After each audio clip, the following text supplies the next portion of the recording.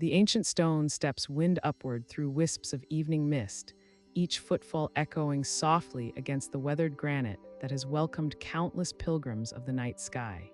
Your breath forms small clouds in the crisp mountain air as you climb higher, leaving the valley's warmth far below. The path curves gently around the mountain's shoulder, revealing glimpses of distant peaks painted in shades of amber and rose by the setting sun. Above you, the observatory of the seven stars crowns the summit like a jewel of weathered stone and polished bronze. Its dome catches the last rays of daylight, gleaming with the patina of centuries. The building seems to grow from the mountain itself, its foundations carved directly into the living rock, its walls following the natural contours of the peak with an architect's reverence for the earth's ancient wisdom. As you approach the great wooden door, worn smooth by generations of hands, it opens with barely a whisper. Hakim emerges, his silver beard catching the twilight like spun moonbeams. His dark eyes hold the depth of someone who has spent decades in communion with the infinite, and his weathered hands move with the careful precision of one who tends delicate instruments. He wears robes of deep indigo, the color of the sky just before the stars emerge, and his presence carries the serene authority of a guardian of sacred knowledge. "Welcome, traveler," he says, his voice carrying the gentle cadence of wind through mountain pines. The heavens prepare their evening display, and the air grows still and clear, perfect conditions for our celestial communion.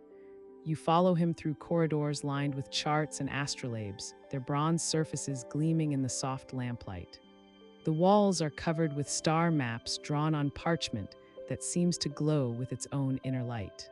Constellations dance across these ancient drawings, connected by lines of silver ink that trace the mythic figures seen by astronomers across the centuries. The air smells of sandalwood and old paper, of brass polish and the clean scent of mountain stone. Hakim leads you up a spiral staircase carved from single blocks of marble, each step worn into gentle curves by countless feet. The climb is unhurried, meditative, with small windows cut into the outer wall offering glimpses of the deepening sky. Through these openings, you can see the first stars beginning to pierce the veil of dusk, tiny pinpricks of silver light awakening in the darkening dome above. The main observation chamber opens before you like a cathedral of science and wonder. The great telescope stands at the center, its brass fittings polished to mirror brightness, its wooden mount carved with intricate patterns of stars and planets. Around the circular room, smaller instruments rest on tables of dark wood, astrolabes for measuring celestial positions, armillary spheres that model the movement of the heavens, and delicate clockwork orreries that trace the dance of planets with mechanical precision. Hakim moves among these instruments with the fluid grace of long familiarity, checking alignments and making minute adjustments with tools worn smooth by decades of use. His fingers trace the carved graduations on a brass quadrant with the reverence of a priest touching sacred relics. Each movement is deliberate, unhurried, part of an evening ritual that connects him to the eternal rhythms of the cosmos. The dome above begins to open with a soft rumble of ancient mechanisms. Bronze gears turn slowly, and the circular opening widens like a great eye opening to receive the light of stars. Cool mountain air flows into the chamber, carrying with it the scent of pine forests far below and the thin, clean smell of altitude. The temperature drop is gentle but noticeable, and you pull your cloak closer as the night's chill begins its slow descent. Through the opening dome, the sky reveals itself in stages. First come the bright stars, the celestial landmarks that have guided travelers and dreamers since the dawn of human consciousness. Then, as your eyes adjust to the growing darkness, fainter stars emerge, filling in the spaces between with points of light so numerous they seem like silver dust scattered across black velvet.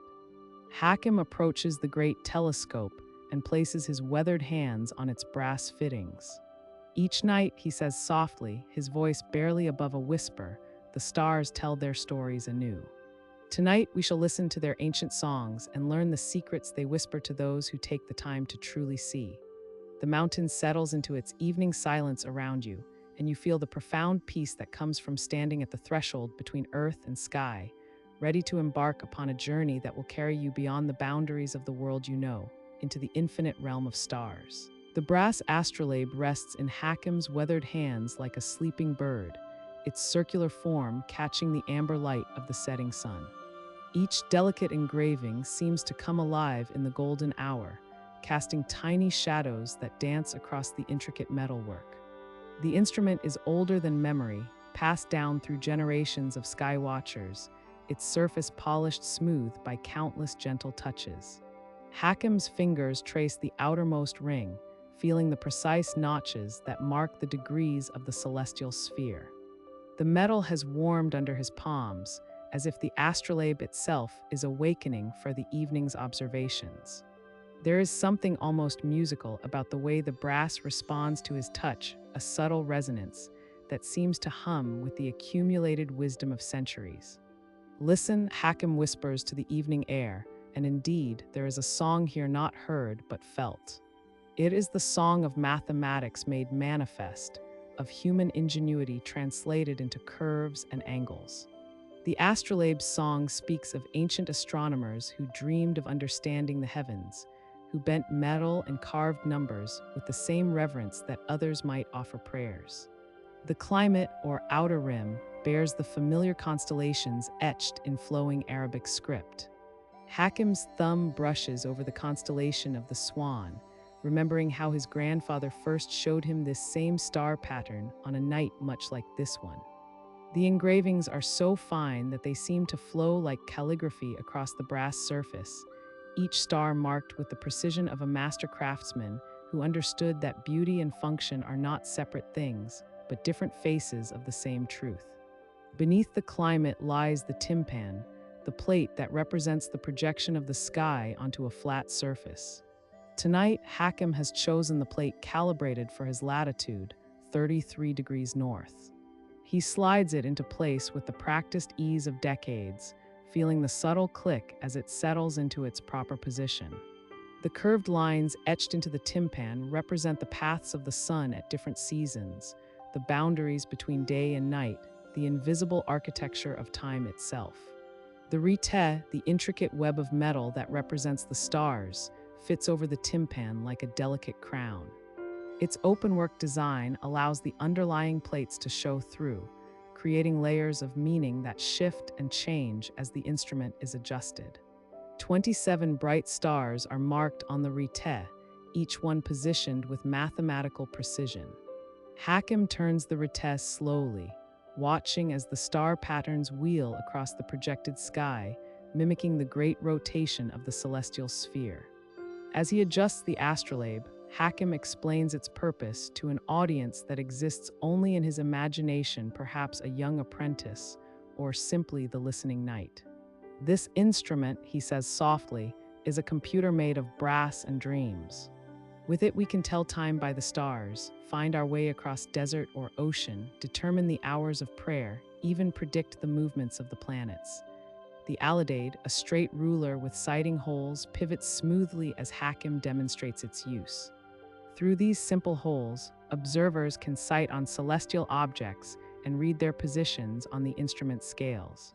The principle is elegant in its simplicity. The same geometric relationships that govern the movements of the heavens can be captured and held in this portable brass universe.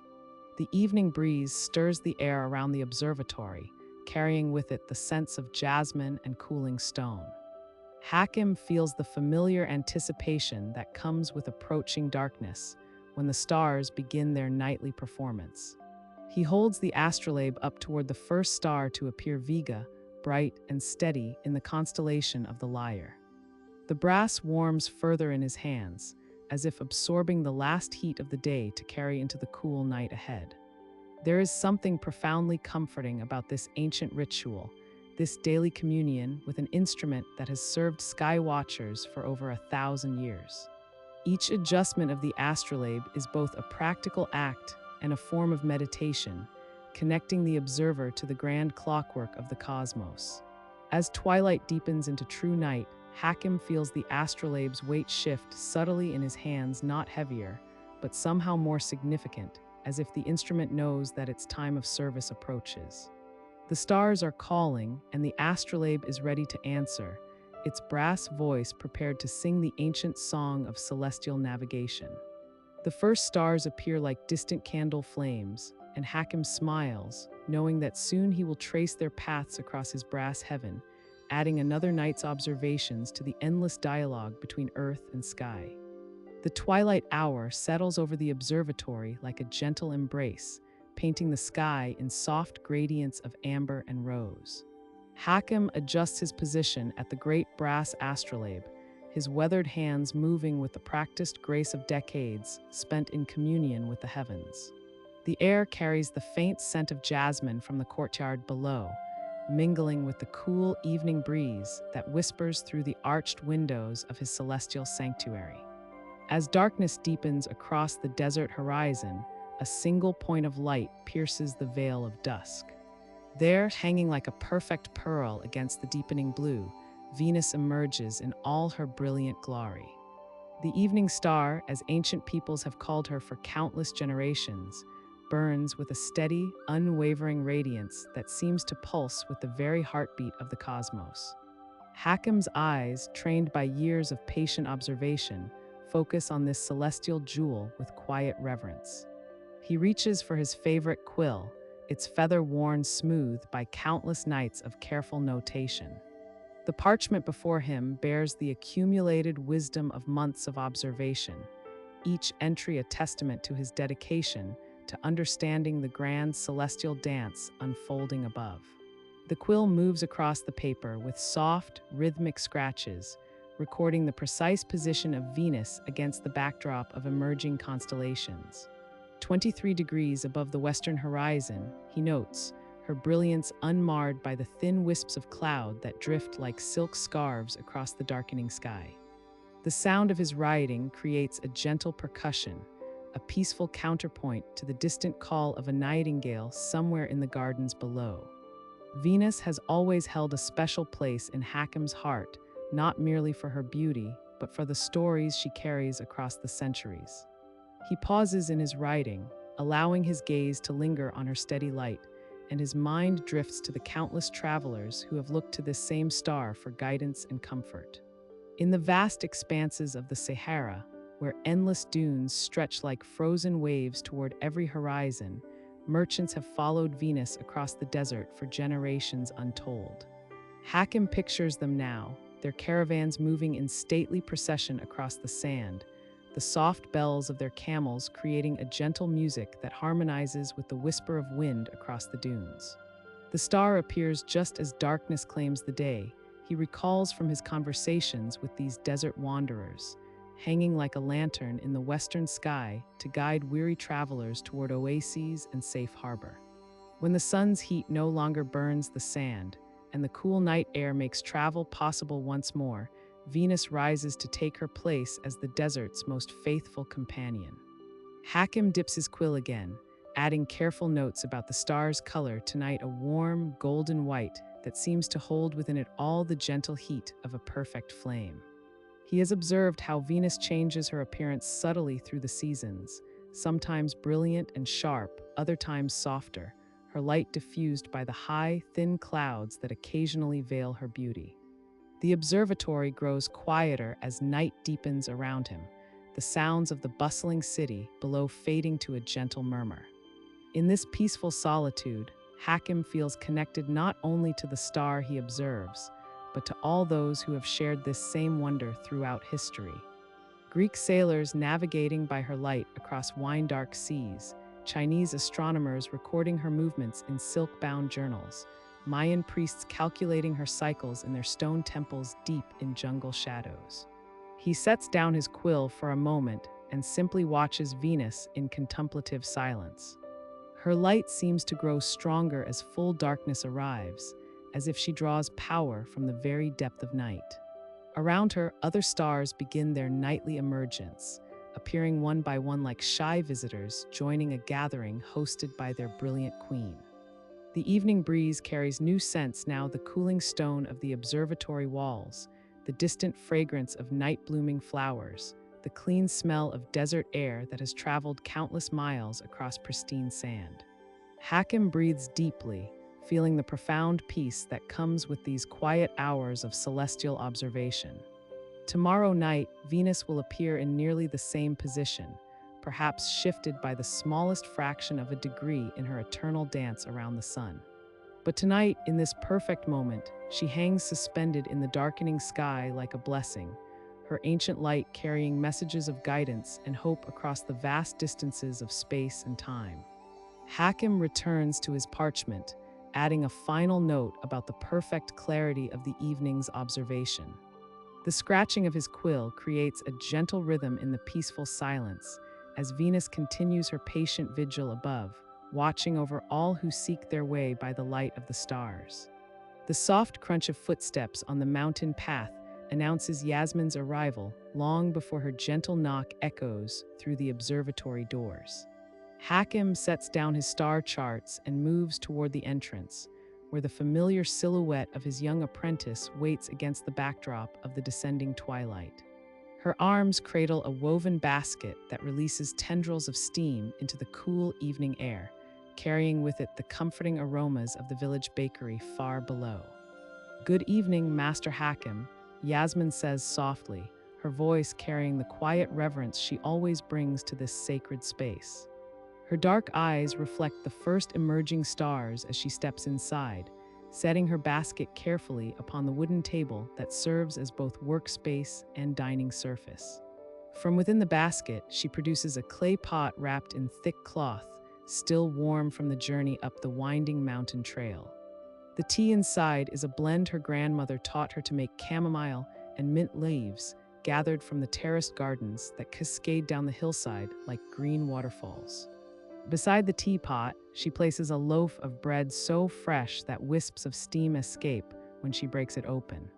The golden crust crackles softly, revealing the tender, cloud-white interior that speaks of patient hands and time-honored techniques passed down through generations of village bakers.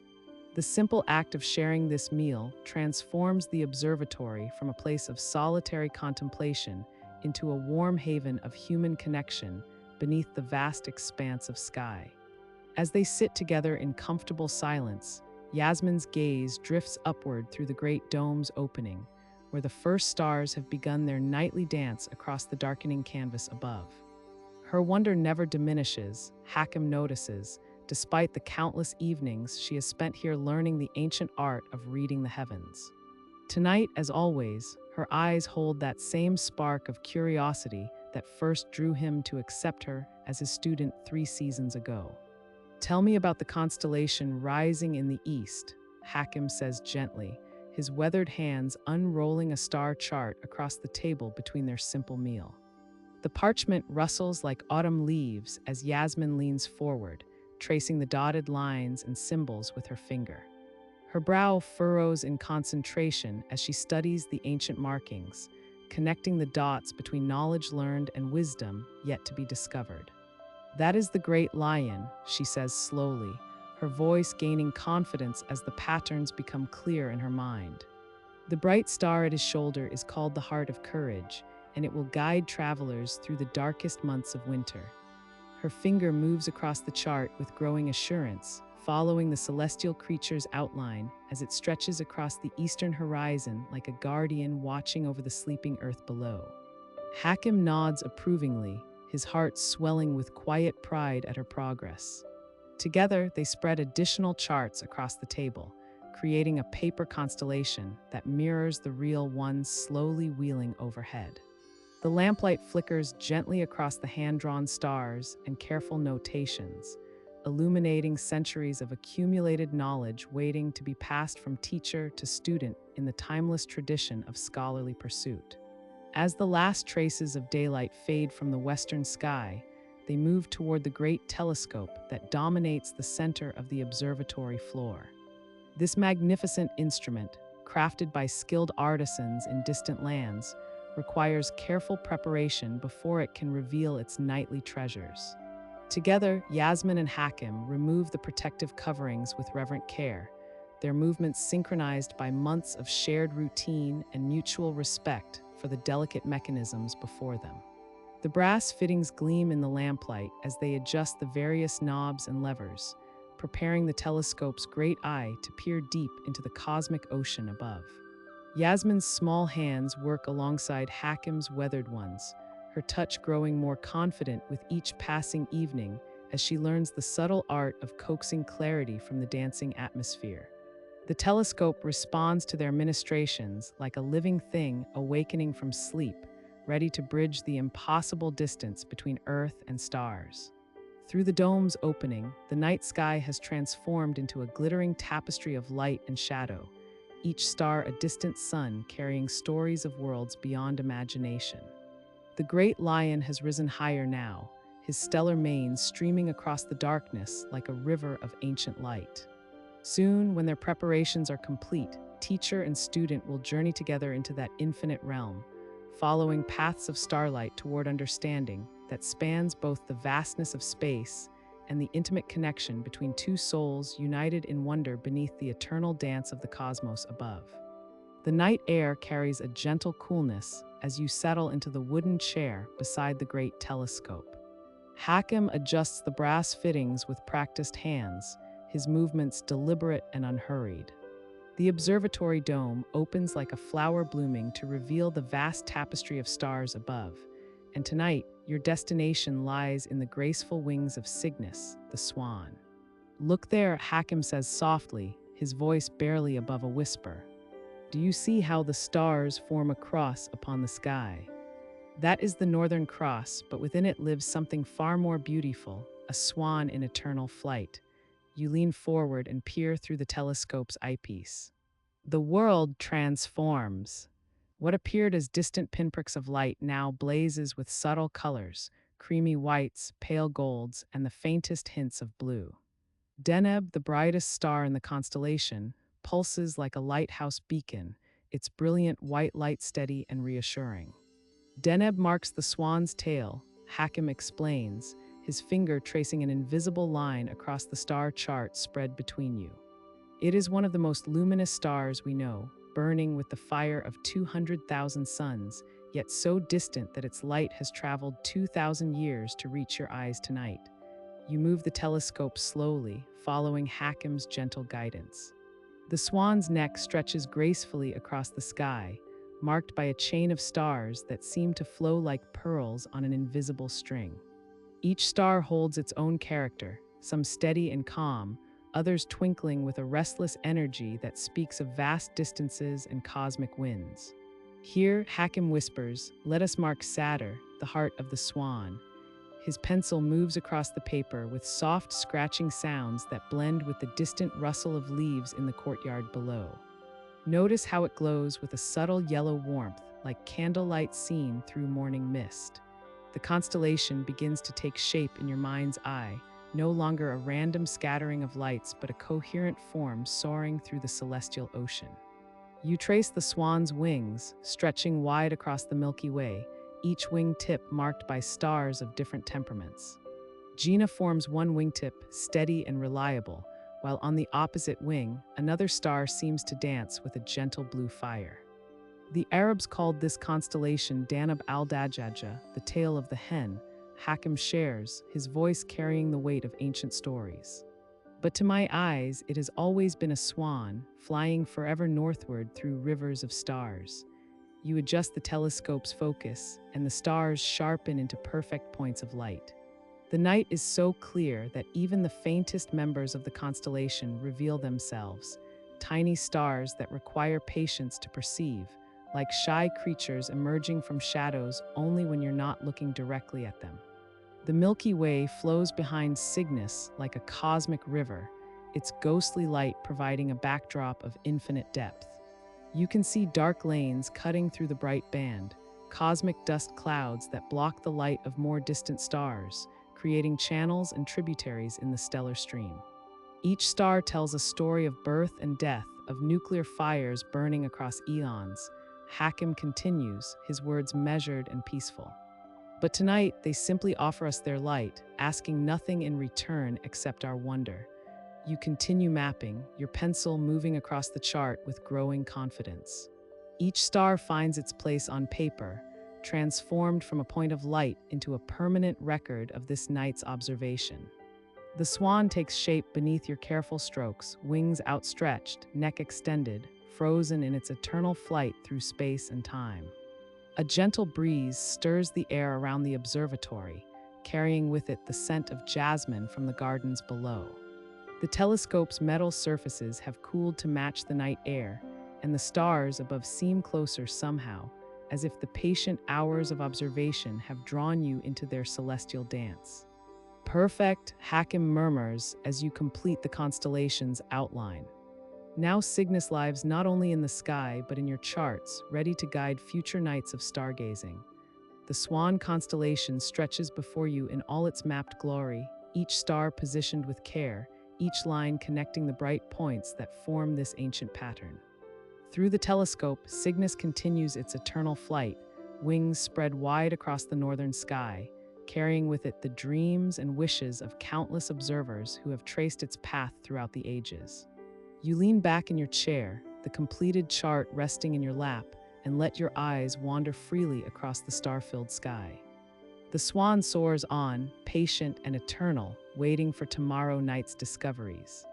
The evening air carries a particular stillness as Hakim adjusts the great telescope's eyepiece with practiced fingers.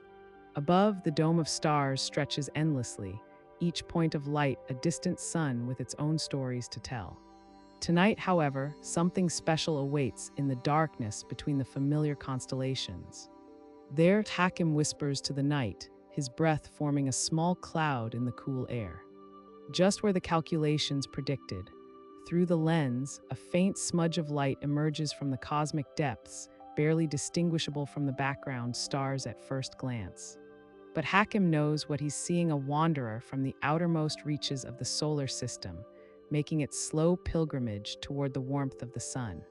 The comet hangs suspended in the telescope's field of view like a celestial ghost, its nucleus no more than a dirty snowball of ice and ancient dust, yet trailing behind it a gossamer tail that stretches across millions of miles.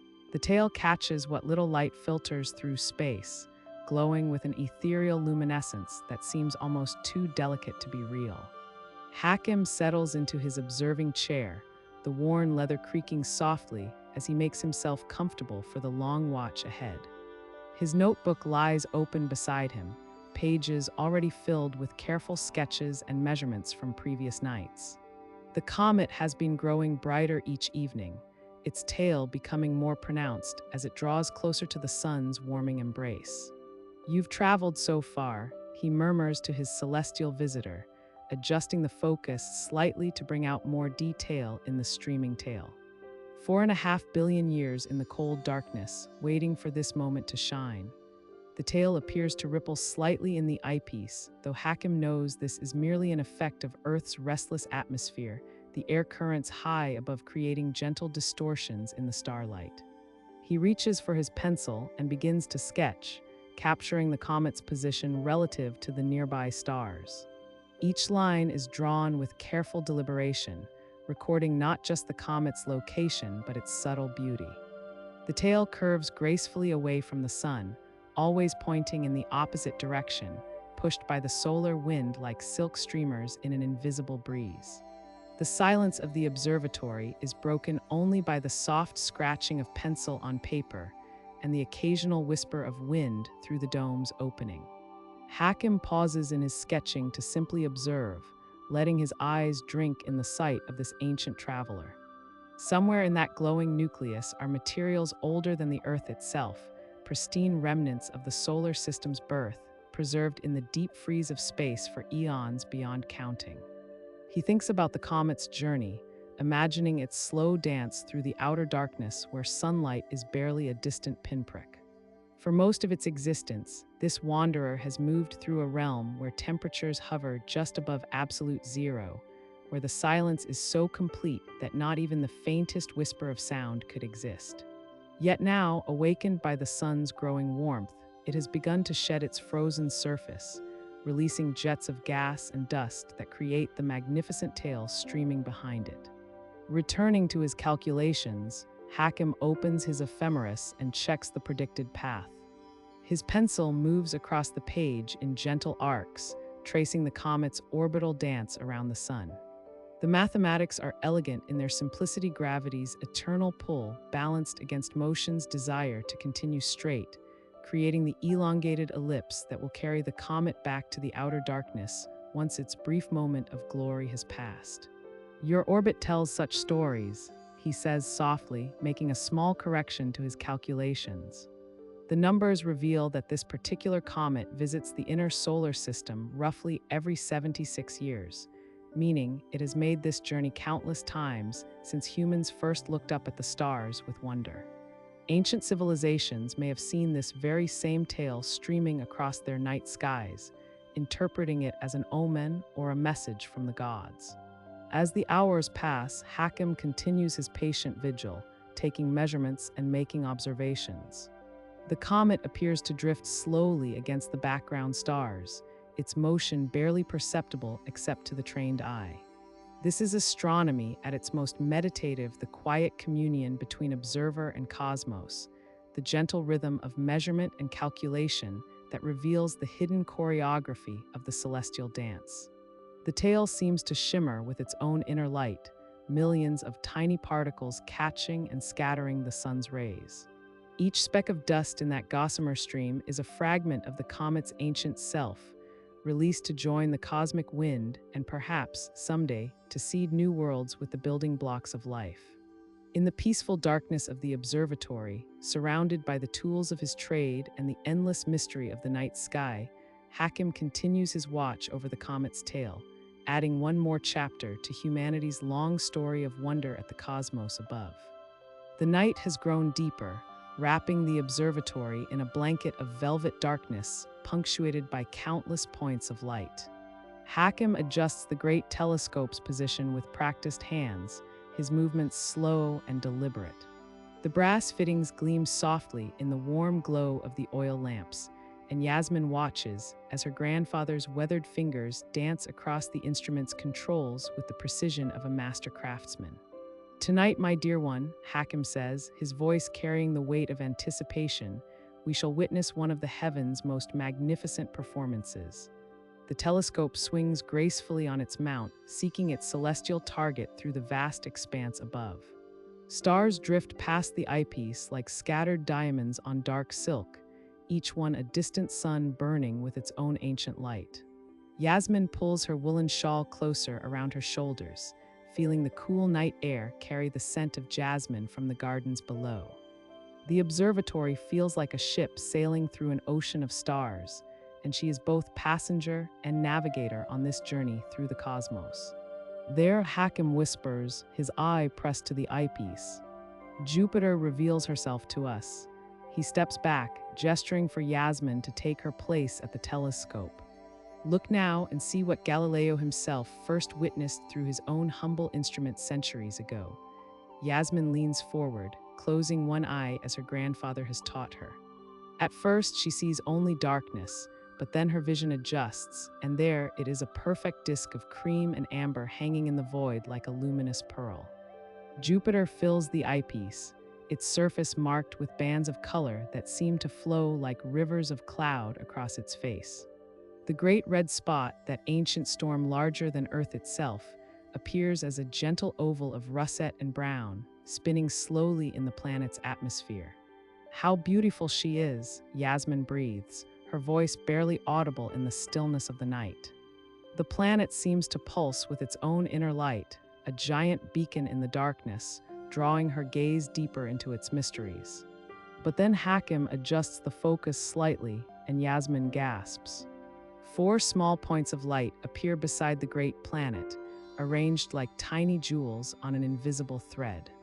They shine with steady, unwavering brilliance, clearly not stars, but something far more special. "The Medicean stars," Hakim explains softly, using Galileo's original name for the moons. Io, Europa, Ganymede, and Callisto, Jupiter's faithful companions, locked in their eternal dance around their giant parent. His voice takes on the rhythm of a gentle lullaby as he continues. "For centuries, they have circled Jupiter, never faltering, never straying from their appointed paths.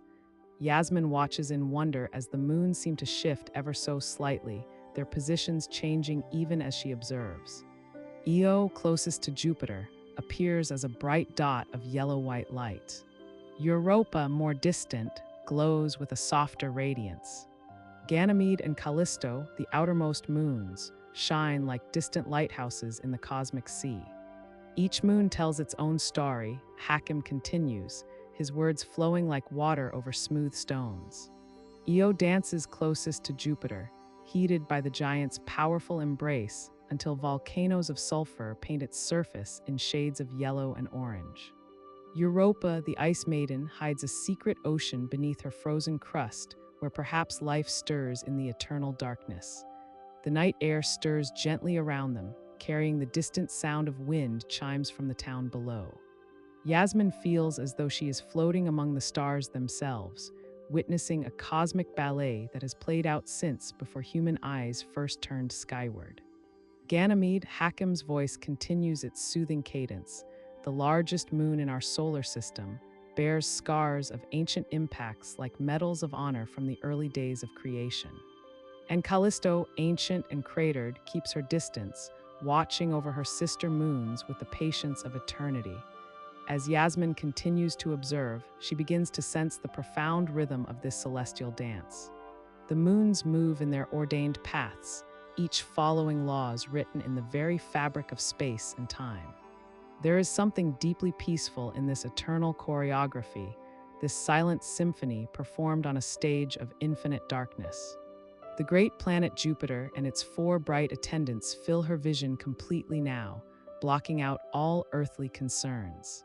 Here, in this moment, suspended between heaven and earth, Yasmin understands that she is witnessing something sacred, a glimpse into the universe's grand design, where every particle of matter moves in harmony with cosmic forces beyond human comprehension. The dance continues, as it has for billions of years, as it will for billions more, a testament to the beautiful order that governs all things in the vast, peaceful darkness of space. The night air carries a different quality at this hour, softer somehow, as if the darkness itself has settled into a more comfortable rhythm. You set down your observation notes and stretch, feeling the pleasant ache in your shoulders that comes from hours of gazing upward through the telescope's eyepiece. The stars will wait for you. They have waited for millennia, after all, while you tend to more earthly matters in the small garden that flourishes in the observatory's sheltered courtyard. The wooden door creaks gently as you step outside, your footsteps muffled by the moss that grows between the ancient stone pavers. Here, in this protected pocket of the mountain, a different world thrives. The walls of the observatory create a microclimate, trapping warmth during the day and releasing it slowly through the night, allowing delicate herbs to flourish at this altitude where they should not survive. Your fingers trail along the raised beds as you walk, feeling the soft leaves of lamb's ear, brushing against the sturdy stems of rosemary that release their piney fragrance at your touch.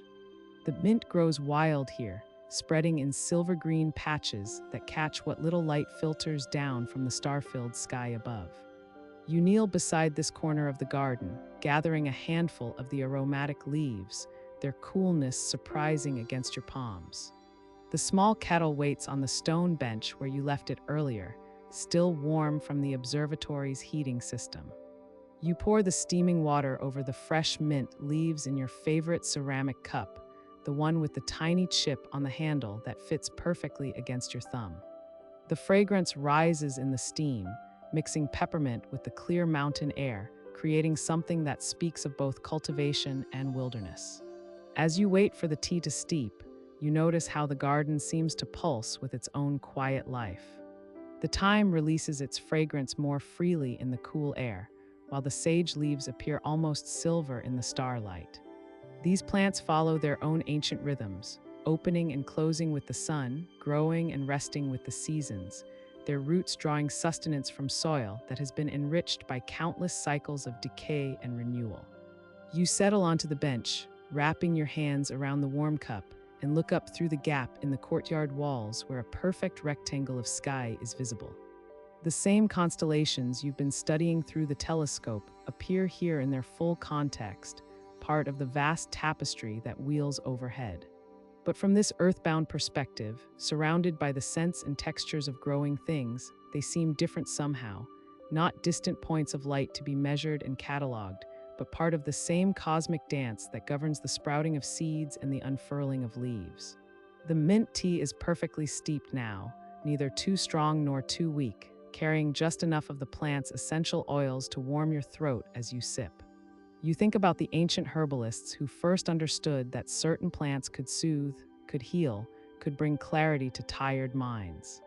They worked by moonlight too, gathering their medicines when the dew was heavy and the plant essences most concentrated, guided by the same celestial calendar that governs your observations.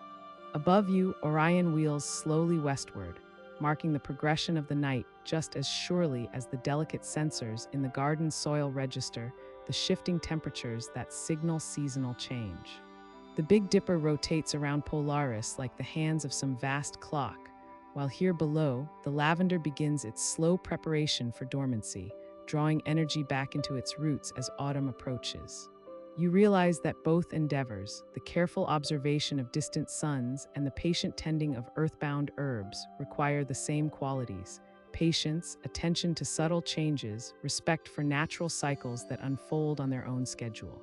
The garden teaches you to notice the small variations that precede larger transformations, just as your telescope reveals the minute shifts in stellar position that speak of vast orbital mechanics.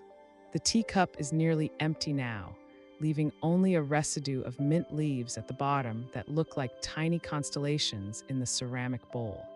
Around you, the garden settles deeper into the night's embrace, the plants releasing their stored warmth into the cooling air, creating tiny microclimates that nurture beneficial insects and provide shelter for the small creatures that call this mountain sanctuary home. As you prepare to return to your observations, you carry with you the garden's quiet wisdom, that the universe reveals itself not only in the grand movements of planets and stars, but also in the patient unfurling of a mint leaf, in the seasonal cycle of growth and rest, in the simple alchemy that transforms water and starlight into the green abundance that surrounds you here in this peaceful corner of the night. The evening air carries the scent of cooling earth as you and Hakim make your way to the observatory's largest telescope. The great dome above has been rotated to face the constellation Lyra, where tonight's celestial treasure awaits your discovery. Your footsteps echo softly against the polished floor as you climb the wooden stairs to the viewing platform, each step bringing you closer to one of the universe's most poignant displays. Hakim's weathered hands move with practiced precision as he adjusts the telescope's controls. The massive instrument responds with quiet mechanical whispers, its brass fittings gleaming in the amber glow of the red-filtered lamps. Tonight, he says, his voice carrying the same gentle reverence it always holds when speaking of the cosmos, we will witness something truly remarkable. A star's final gift to the universe. The telescope settles into position with a satisfied click. Through the open dome, the summer sky spreads above you like dark velvet, punctured by countless points of light. The constellation Lyra hangs overhead, its brightest star Vega casting its brilliant blue-white radiance across the heavens. But it is not Vega you seek tonight. Your destination lies in a quieter corner of this celestial harp, where something far more subtle awaits patient observers. You lean forward to the eyepiece, adjusting your position until the field of view comes into sharp focus. At first, you see only the familiar scatter of distant suns, each one a story of nuclear fire and cosmic time. Then Hakim's gentle guidance directs your attention to a particular region of sky, and slowly, gradually, you begin to perceive it. There, suspended in the darkness like a ghost of light, hangs the Ring Nebula. At first glance, it appears as nothing more than a faint smudge, a whisper of luminescence barely distinguishable from the background sky. But as your eyes adjust and your mind learns to see what the telescope reveals, the ethereal ring begins to emerge from the cosmic depths. The nebula resembles a giant eye gazing back at you across the vastness of space, its central hollow dark as midnight, surrounded by a delicate ring of glowing gas. The light is so faint, so gossamer thin, that it seems more imagined than real. Yet there it is, a perfect circle of radiance floating in the constellation of the celestial lyre, as if the universe itself were playing a silent song of transformation. What you are seeing, Hakim explains softly, settling into the chair beside the telescope, is the story of a star's gentle farewell.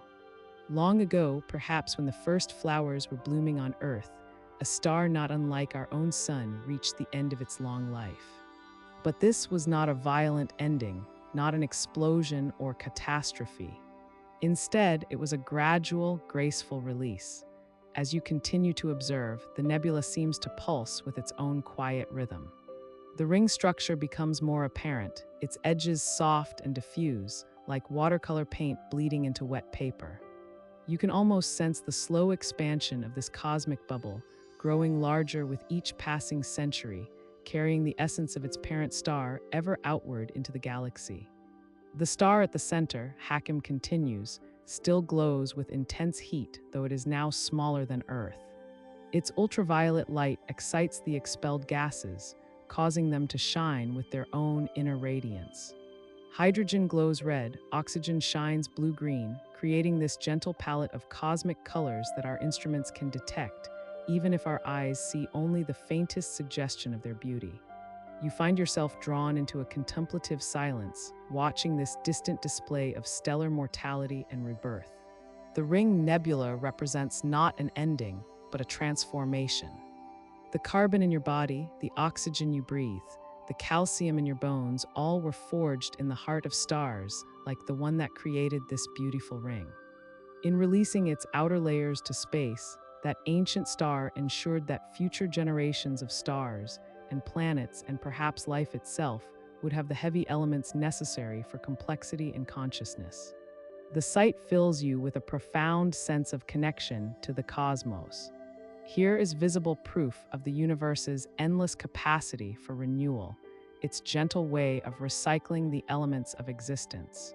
The Ring Nebula will continue to expand for thousands of years, gradually fading as its gases disperse into the interstellar medium, enriching the cosmic soup from which new stars will eventually form. As you step back from the eyepiece, the observatory around you seems to fade into insignificance. The Ring Nebula has opened a window into deep time, revealing the patient processes by which the universe nurtures new possibilities from the remnants of the old. In its faint, perfect circle, you glimpse the eternal dance of creation and transformation that connects every atom in your body to the most distant stars. The night air stirs gently through the open dome, carrying with it the promise of countless more discoveries waiting in the darkness above. The hour grows late in the observatory, yet neither Yasmin nor Hakim shows any sign of fatigue. If anything, their excitement has only deepened as the night has progressed, each celestial wonder building upon the last like notes in a gentle symphony.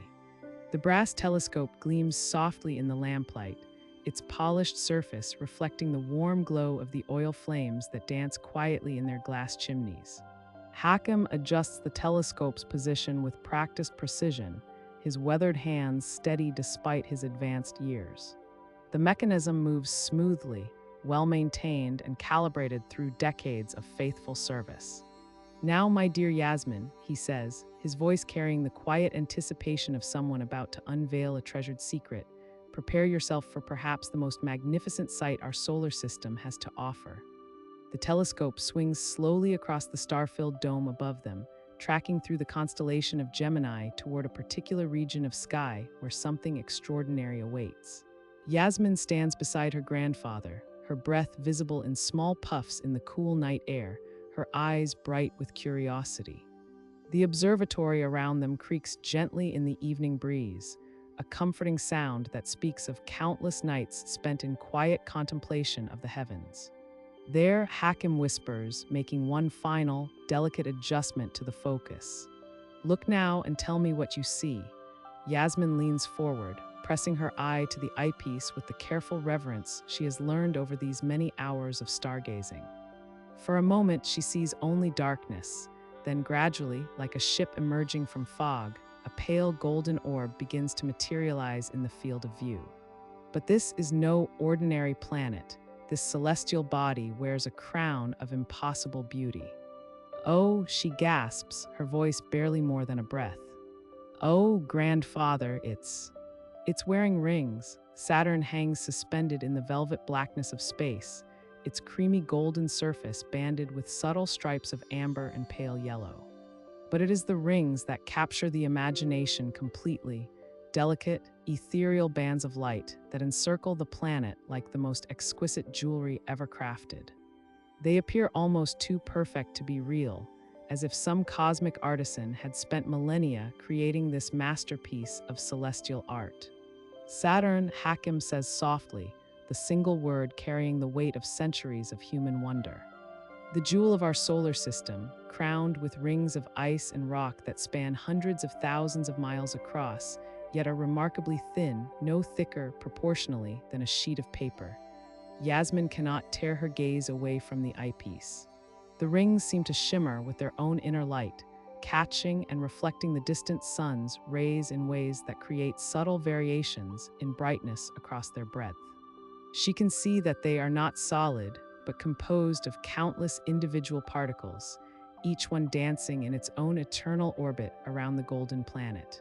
"How many rings are there?" she asks, her voice hushed with awe. Hakim moves closer, sharing her wonder even though he has observed Saturn hundreds of times before. "That depends on how carefully you look," he explains, his tone taking on the gentle cadence of a teacher who loves his subject. The early observers saw what appeared to be three main rings, which they called A, B, and C. The A and B rings are the brightest and most easily visible, separated by what we call the Cassini division, a gap you can see even through our telescope. Indeed, as Yasmin continues to observe, she begins to notice the subtle variations in the ring system. There is a darker space that seems to separate the outer ring from the brighter inner rings, creating a gap in Saturn's crown like a fine line drawn by an artist's brush. But modern telescopes reveal that these rings are far more complex. Hakim continues, his voice carrying the quiet excitement of ongoing discovery. "There are actually thousands of individual ringlets, some braided together, some with tiny moons shepherding their edges, all participating in a celestial dance that has continued for millions of years. The night air carries the scent of jasmine from the garden below, mingling with the faint smell of brass and old leather from the observatory's instruments. Somewhere in the distance, a nightingale begins its melodious song, as if it too has been inspired by the beauty hanging in the heavens above." Yasmin finally steps back from the telescope, her eyes shining with wonder. "It looks so peaceful," she observes, gazing up at the sky with new appreciation. "Like it's just floating there in perfect silence, wearing its rings like a crown." Hakim nods, his own eyes soft with the reflection of a lifetime spent contemplating such wonders. "That is perhaps the most beautiful aspect of Saturn," he agrees. "Despite being a world larger than Earth, with winds that howl at incredible speeds and storms that could swallow our entire planet, from this distance it appears serene, elegant, and perfectly at peace. The ringed planet continues its eternal journey through the cosmos, a testament to the quiet grandeur of our solar system. The study embraces you with its gentle warmth as you settle into the leather chair beside the observatory keeper. Candlelight dances across polished wooden shelves lined with volumes whose spines speak of centuries past. The keeper's weathered hands move with practiced care as they unfurl the first of the ancient star charts, parchment whispering against parchment like autumn leaves stirring in a quiet breeze. These are not mere copies, you realize, but treasures rescued from Alexandria's great library before time could claim them entirely. The papyrus bears the faint scent of cedar and distant shores, carrying with it the breath of scholars who once walked marble halls beneath Egyptian stars.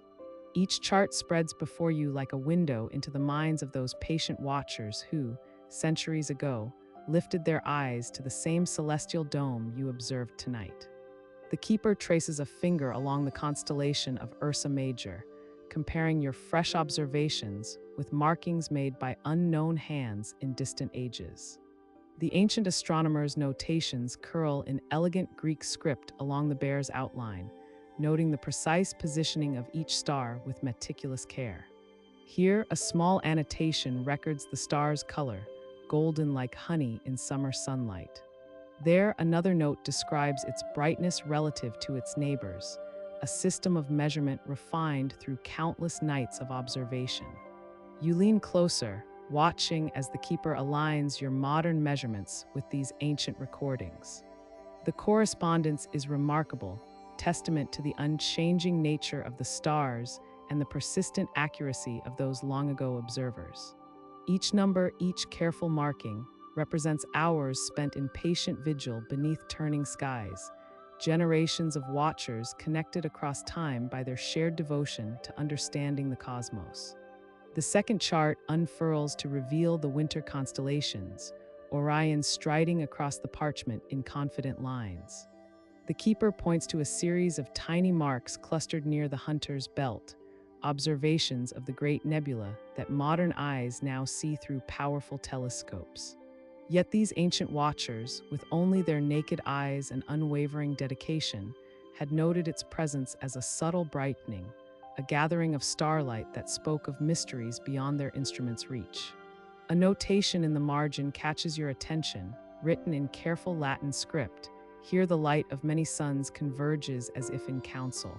The poetry of it strikes you, how these scholars understood that their limitations did not diminish the wonder of what they witnessed.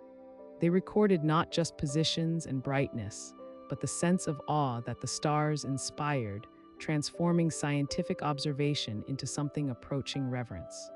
The keeper turns to another chart, this one focused on the southern skies visible from Alexandria's latitude. The constellation of the ship spreads across the parchment, its stellar passengers mapped with the same loving precision. Here, ancient hands recorded the seasonal progression of rising and setting stars, creating a celestial calendar that guided navigation and marked the passage of agricultural seasons. Each star carried practical importance alongside its eternal beauty. As you compare tonight's observations with these historical records, patterns emerge that speak of continuity across centuries. The same stars that guided ancient merchants across Mediterranean waters shine down upon your modern observations.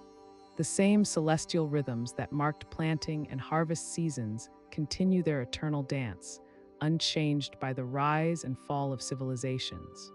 The keeper shows you a particularly fascinating entry, a description of what the ancient observer called a wandering star, clearly noting the unusual motion of what we now know as the planet Mars during its retrograde journey.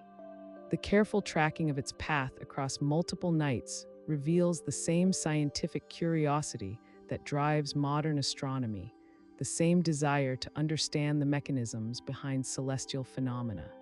In another chart, you discover records of a comet's passage, described in poetic terms as a star that grew a silver tail like some celestial horse racing across the dome of night. The observer tracked its path for dozens of nights, noting how its brightness waxed and waned, how its tail swept across familiar constellations before fading back into the depths of space. The candlelight flickers across these ancient measurements, and you feel the weight of continuity settling around you like a comfortable blanket. These charts represent more than astronomical data. They are proof of humanity's enduring need to understand our place among the stars, to find meaning in the vast patterns wheeling overhead. As the keeper carefully rolls the final chart, you realize that tonight's observations have become part of this same tradition. Your careful notations will join this river of knowledge flowing from ancient Alexandria to modern observatories, each generation adding their voice to humanity's ongoing conversation with the cosmos. The stars continue their patient dance overhead, unchanged and unchanging, while below, in studies like this one, their secrets are slowly revealed through the accumulated wisdom of countless devoted watchers across the centuries. The night air carries a gentle coolness as you and Hakim step outside the observatory, leaving the warm glow of the building behind. Above you, the sky has transformed into something extraordinary.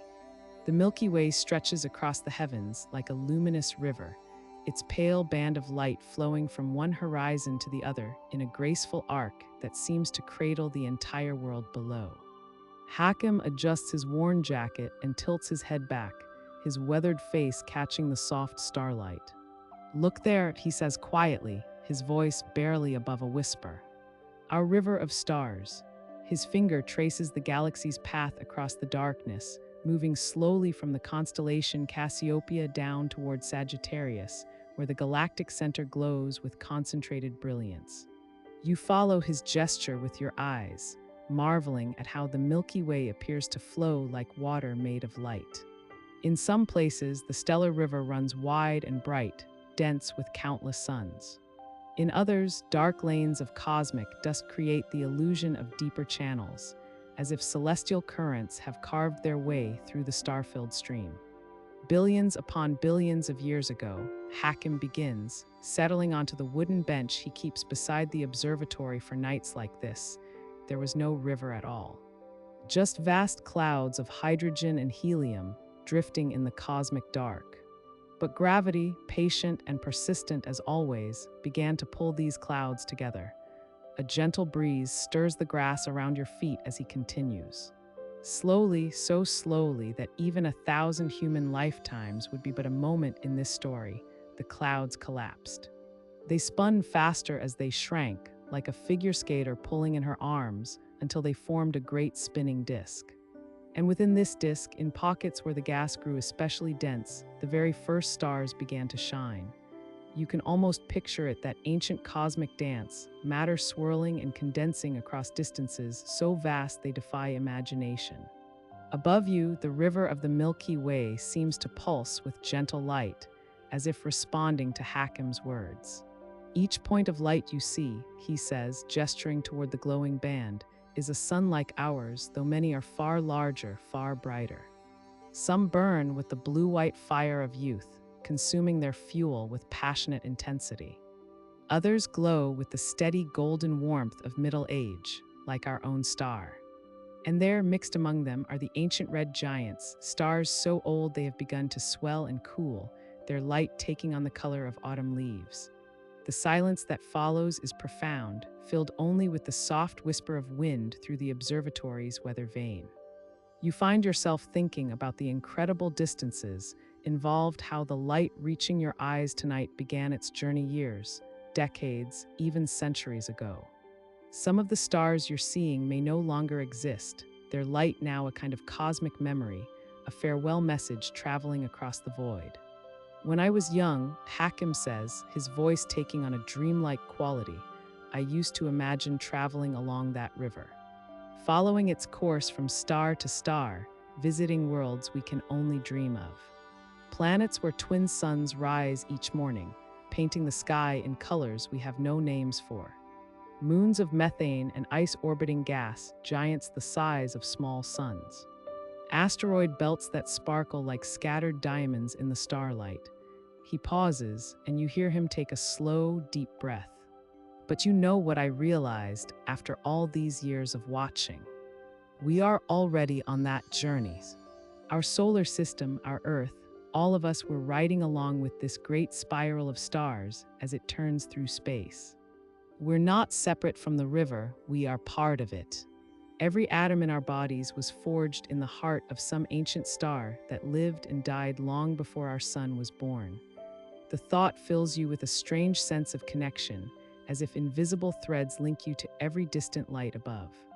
You are not merely observing the galaxy, you are a participant in its grand story, a temporary gathering of stardust that has somehow learned to contemplate its own cosmic origins." Sometimes, Hakim says softly, when the night is especially clear like tonight, I can almost feel it, the gentle motion as we spiral around the galaxy's center. It takes us 225 million years to complete one full orbit. The last time we were in this exact position, the first dinosaurs were just beginning to walk the Earth. The Milky Way continues its silent flow overhead, a river of light carrying countless worlds and countless stories through the peaceful darkness. Here, in this quiet moment beneath the stars, time seems to slow, and the vast scales of the universe feel not overwhelming, but somehow comforting a reminder that you are part of something magnificent and eternal, drifting peacefully through the cosmic night. The red planet Mars hangs in the velvet darkness like a glowing ember, brighter tonight than it has been in months. You adjust the telescope's focus with practiced movements, your fingers gentle on the brass knobs as the crimson disk comes into sharp relief. Through the eyepiece, Mars reveals itself not as a simple point of light, but as a world, a rusty, weathered sphere suspended in the cosmic void. The planet's surface spreads before you like an ancient map written in shades of ochre and sienna. Tonight, Mars reaches opposition, that special moment when Earth passes directly between the red planet and the Sun, bringing our celestial neighbor to its closest approach. The distance between worlds shrinks to a mere 35 million miles, a whisper across the vastness of space. You lean back from the telescope and breathe in the cool night air, feeling the observatory's familiar stillness settle around you like an old blanket. The dome above creaks softly as a gentle breeze moves through the opening, carrying with it the scent of distant mountains and the faint sweetness of night-blooming jasmine from the gardens below. Returning to the eyepiece, you study Mars with the patience of a scholar reading an ancient text. The planet's disk shows subtle variations in color and brightness, darker patches that early astronomers once believed were seas, now known to be vast plains of volcanic rock and iron-rich soil. Lighter regions stretch across the surface like continents on a world that has never known oceans, at least not for billions of years. But perhaps it once did. As you watch the steady, unwavering light of Mars, your mind wanders to the stories written in its geology, tales of rushing water and flowing rivers that may have carved channels across its surface in ages long past. Scientists have found evidence of these ancient waterways, meandering paths that snake across the Martian landscape like fossilized memories of a time when this cold, dry world might have been warm and wet. You imagine those primordial rivers, fed perhaps by melting ice caps or underground springs, cutting their patient way through sedimentary rock. The water would have flowed gently in Mars's weaker gravity, taking longer to fall, creating different patterns than the torrential streams of Earth. Canyon systems that dwarf our own Grand Canyon speak of water that flowed for millions of years, gradually sculpting the planet's face into the complex terrain visible through your telescope tonight. The planet's light seems to pulse slightly, though you know this is merely the effect of Earth's restless atmosphere bending and refracting the steady radiance. Still, there's something hypnotic about that gentle flickering, as if Mars itself is breathing, a slow, deep rhythm that matches the ancient patience of geological time. Through the telescope, you can just make out the subtle suggestion of polar ice caps, tiny white patches at the planet's edges.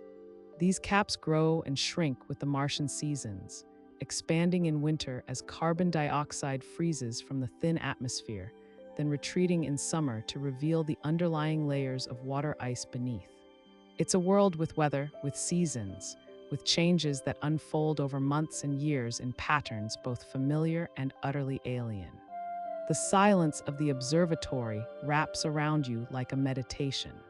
Here in this elevated sanctuary, surrounded by instruments dedicated to understanding the cosmos, Mars feels closer somehow, not just in astronomical terms, but as a tangible presence in the night sky. The red planet has watched over human civilization since our earliest nights around the campfire, earning names like the God of War for its ruddy, blood-like color and its unusual wandering path among the fixed stars. But tonight, Mars seems peaceful rather than warlike, a distant companion sharing the solar system's gentle dance.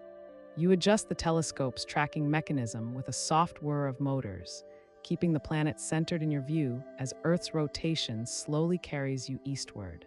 The mechanical precision of the telescope mirrors the orbital mechanics that brought Mars to this perfect viewing position, celestial clockwork operating on scales both vast and intimate. As you continue your observation, noting the subtle features visible through the eyepiece, you feel connected to generations of astronomers who have studied this enigmatic world. From Galileo's first telescopic glimpses to the detailed mapping, by Victorian observers who drew elaborate canal systems that existed only in their hopeful imaginations, Mars has inspired wonder and speculation across the centuries. The planet's steady light continues its gentle pulsing in the eyepiece, a cosmic lighthouse beaming across the darkness. In that rhythmic flickering, you sense all the mysteries Mars still holds, questions about its past, its potential for life, its future as perhaps the first world beyond Earth that humans might one day walk upon. For now, though, it's enough simply to watch and wonder, letting the red planet's ancient light carry your thoughts on peaceful journeys across the star-filled night. The night air carries the faintest whisper of jasmine as you and Hakim make your way across the observatory's stone terrace. Above, the constellation of Cygnus spreads its graceful wings across the summer sky, and nestled within its celestial embrace lies one of the universe's most enchanting secrets. Hakim pauses beside the great telescope, his weathered hands moving with practiced gentleness as he adjusts the eyepiece. Tonight, he says, his voice soft as starlight, we shall witness one of the cosmos' most beautiful dances. The star Albairo awaits us, though what appears as a single point of light to the naked eye holds a wonder that will take your breath away. The telescope glides smoothly under Hakim's guidance, its brass fittings catching the moonlight like captured starfire. You hear the gentle click of the mounting as it settles into position, and then Hakim steps back with a smile that speaks of countless nights spent in communion with the heavens. Look now, he whispers, and prepare to see the universe reveal one of its most tender secrets. You lean forward, pressing your eye to the cool metal of the eyepiece, and gasp softly at the sight that unfolds before you. Where moments before your naked eye perceived only a single star, the telescope reveals a pair of celestial dancers, locked in an eternal embrace. One star glows with the warm golden light of honey and amber, while its companion shimmers with the cool blue radiance of sapphire and ice. Albairo Hakim murmurs, his voice carrying the reverence of a prayer. A double star of such beauty that astronomers across the centuries have written poetry about its golden and blue lights. What you see before you is a cosmic waltz that has been unfolding for millions of years, two suns bound together by gravity's gentle embrace. The golden star pulses softly, its light warm and steady like a hearth fire on a winter evening. Beside it, separated by a distance that seems impossibly small through the telescope's lens, yet spans millions upon millions of miles, the blue star sparkles with crystalline brilliance. Together, they create a jewel of incomparable beauty against the velvet darkness of space. The golden star, Hakim explains, settling into a comfortable chair beside you, burns cooler than our own sun, which gives it that lovely amber glow. It is a giant star, swollen with age and wisdom, radiating its light with the patience of eons. Its blue companion, smaller but far hotter, burns with the fierce intensity of youth, painting space with its sapphire fire. You pull back from the eyepiece for a moment, blinking to readjust your vision, then return to watch this celestial past adieu. The two stars seem to pulse gently, their lights mingling at the edges where their radiance meets and dances together in space. They orbit each other, Hakim continues, his words flowing like a gentle stream, though their dance is so slow that human eyes could never perceive the movement. Each complete orbit takes them centuries, perhaps millennia. Imagine the patience of such love to circle your partner once every 1,000 years, never touching, never meeting, yet never apart. The thought fills you with a profound sense of peace. Here, hundreds of light years from Earth, two ancient suns perform their stately dance in the cathedral of space, their light traveling across the void to reach your eye at this very moment. The photons entering your vision left that golden star when your great-grandparents were children, crossing the emptiness between worlds to paint this picture of cosmic harmony. They are gravitationally bound, Hakim says softly, held together by an invisible thread that nothing in the universe can break. Through stellar winds and the passing of planets, through the birth and death of civilizations, through changes we cannot imagine, they remain companions. It is a bond more lasting than mountains, more enduring than oceans. A gentle breeze stirs the night air, carrying with it the scent of night-blooming flowers from the observatory gardens. Somewhere in the distance, an owl calls softly, its voice a counterpoint to the silent song of the double star. You find yourself breathing more slowly, your heartbeat synchronizing with some deeper rhythm that seems to pulse from the very cosmos itself. Many cultures, Hakim whispers, have seen in double stars a symbol of eternal love, of partnerships that transcend time and space. Perhaps they are not wrong. Perhaps in their endless dance, Albairo's golden and blue lights write a story of devotion that spans the ages, a testament to the beauty that emerges when two souls or two stars find perfect harmony in the vastness of creation. The night deepens around you, and still the double star dances on, its golden and sapphire lights weaving together a tapestry of peace that settles into your very bones, carrying you toward dreams of cosmic waltzes and starlit serenity. The brass armillary sphere gleamed softly in the candlelight as Yasmin traced her finger along its intricate metal rings. Each circle represented a different celestial sphere, and together they formed a miniature cosmos that could fit in the palm of her hands. The observatory's ancient instrument had been crafted by skilled artisans centuries ago, its surface worn smooth by countless fingers that had sought to understand the dance of the heavens. Long before maps were drawn on parchment, Yasmin whispered to herself, the stars were humanity's first and most faithful guides. She adjusted the sphere's position, aligning it with the window that faced north, where Polaris hung like a diamond against the velvet sky. The North Star, she had learned, was not the brightest star in the heavens, but it was the most dependable. Night after night, season after season, it remained fixed in its celestial throne, while all other stars wheeled slowly around it. The keeper had shown her how ancient mariners would hold their hands up to the sky, measuring angles between the horizon and Polaris with the width of their fingers. One finger's width, 2, 3 each measurement told them how far north they had sailed. It was a simple method, elegant in its practicality, passed down from captain to apprentice through generations of seafaring folk who had no other way to know their place upon the endless ocean. Yasmin rotated the armillary sphere slowly, watching how the metal rings moved in perfect harmony. She imagined herself aboard a wooden ship, feeling the gentle roll of waves beneath her feet, salt spray misting her face as she looked up at the star-filled dome above. The vessel creaked softly as it moved through dark waters, carrying precious cargo and the hopes of families who waited in distant ports. In her mind's eye, she could see the ship's navigator emerging from his cabin just after sunset, carrying his own brass instruments, an astrolabe perhaps, or a simple cross staff.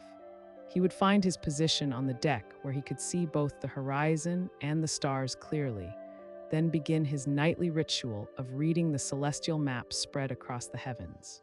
The Southern Cross appeared in Yasmin's imagination as the ship sailed toward warmer waters. 4 bright stars forming a perfect kite shape, with the Coal-Sack Nebula nestled dark beside it like a patch of starless sky. Southern Hemisphere sailors had relied on this constellation just as their northern cousins depended on Polaris. The Southern Cross pointed toward the celestial South Pole, helping navigators maintain their course even when familiar northern stars disappeared below the horizon. She pictured the navigator teaching a young apprentice, just as the observatory keeper had taught her. "See how the cross tilts throughout the night," the weathered sailor would say, his voice gentle despite years of shouting orders above ocean storms. "Follow the long arm of the cross, extend the line down toward the horizon, and you'll find true south." It's been guiding ships safely home for thousands of years. The apprentice would nod eagerly, committing every detail to memory, knowing that someday lives might depend on this knowledge. The stars were more than distant lights, they were beacons of hope, celestial lighthouses that had watched over humanity's greatest adventures and most desperate journeys. Yasmin adjusted the armillary sphere once more, feeling the satisfying click as the rings locked into their proper positions. Through the observatory window, she could see both Polaris and the first stars of evening emerging from the twilight sky. Each pinprick of light represented a sun, perhaps with worlds of its own circling in cosmic dances too distant to imagine. Yet these same stars had guided Phoenician traders across the Mediterranean, helped Viking explorers reach new lands, and shown the way to countless merchants, pilgrims, and adventurers throughout history. The brass grew warm under her fingertips as she held the sphere, connecting her to all those who had come before the instrument makers who had crafted such precise tools, the astronomers who had mapped the heavens, and the brave souls who had trusted their lives to the wisdom written in starlight. She felt herself part of an unbroken chain of knowledge, stretching back to the first human who had looked up at the night sky and wondered about the patterns moving slowly overhead. As full darkness settled over the observatory, Yasmin carefully returned the armillary sphere to its velvet-lined case. Tomorrow night, she would practice with it again, learning to read the star map that had served as humanity's guide through countless journeys across land and sea. Tonight, she was content to simply watch as the ancient constellations took their appointed places in the eternal dance of the heavens, each star a faithful sentinel keeping watch over the peaceful world below. The first meteor appears like a whispered secret written across the vast darkness, a single thread of silver light that traces its gentle arc from constellation to constellation. You stand beside the ancient telescope, your weathered hands resting on its brass fittings, watching as this cosmic visitor announces the beginning of something magical. The meteor's brief journey ends in a soft fade, as if the universe has drawn a luminous breath and then slowly exhaled it into the night.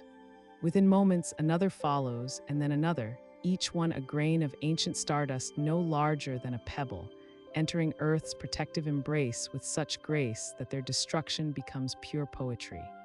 These are the Perseids, children of a comet that passed this way long ago, leaving behind a trail of cosmic debris that Earth encounters each summer in its steady orbit around the sun. What was once part of a wandering ice world now becomes fleeting artwork painted against the canvas of night. You adjust the focusing knob of your telescope with practiced fingers, though tonight the instrument remains pointed not at any single star, but tilted skyward to frame the meteor's dance. Through the eyepiece, you can see the radiant point in Perseus from which these shooting stars seem to originate, though you know this is merely perspective's gentle illusion. In truth, these cosmic visitors approach Earth from parallel paths, their apparent convergence a trick of distance and angle, like watching rain fall past a window. Each meteor tells the story of its billion-year journey through the cold depths of space. Some are fragments of rock from the asteroid belt, tumbled smooth by eons of gentle collisions. Others carry iron from the core of worlds that never quite formed, while still others bear the carbon and silicon of ancient stellar nurseries. As they enter Earth's atmosphere at tremendous speeds, the air itself becomes their canvas, glowing with the heat of friction as these tiny wanderers paint their final masterpiece across the sky. A particularly bright meteor streaks overhead, bright enough to cast shadows across the observatory grounds, and you find yourself making an instinctive wish upon it. This human tradition spans millennia, connecting you to countless generations who have looked up at falling stars and felt the same stirring of hope, the same sense of cosmic blessing. Perhaps it is the meteor's gift of its very existence, its willingness to burn itself out in one glorious moment of beauty, that makes these wishes feel so sacred. The shower intensifies, with meteors now appearing every few seconds, each one unique in its path and brightness. Some flash briefly like distant camera bulbs, while others linger for heartbeats, trailing glowing trains of ionized particles that fade slowly back to darkness. The smaller grains create subtle streaks that require careful attention to notice, while the occasional fireball blazes across significant portions of the sky, bright enough to leave afterimages dancing behind your closed eyelids. Between the meteors, the stars themselves seem to pulse with renewed clarity, as if the cosmic light show has awakened the entire sky to greater brilliance. The Milky Way stretches overhead in its familiar arc, that river of distant suns that contains the very elements from which these meteors were born. Every atom of iron in their rocky hearts was forged in the nuclear furnace of a dying star, every grain of silicon blessed by supernova that scattered their stellar ashes across the galaxy billions of years ago. You think of all the observatories around the world where other keepers stand watching this same celestial performance, each viewing it from their own longitude, creating a wave of wonder that follows Earth's rotation through the night. Children making wishes on their first shooting stars, lovers sharing the romance of cosmic beauty, and solitary watchers like yourself finding peace in the universe's generous display of light and motion.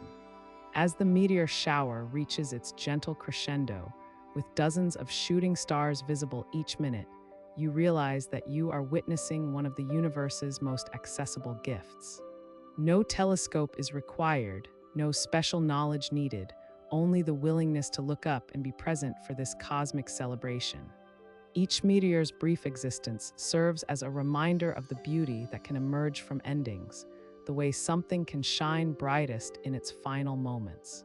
The night air carries the subtle scent of cooling earth and distant rain, while overhead, the meteors continue their patient procession across the sky.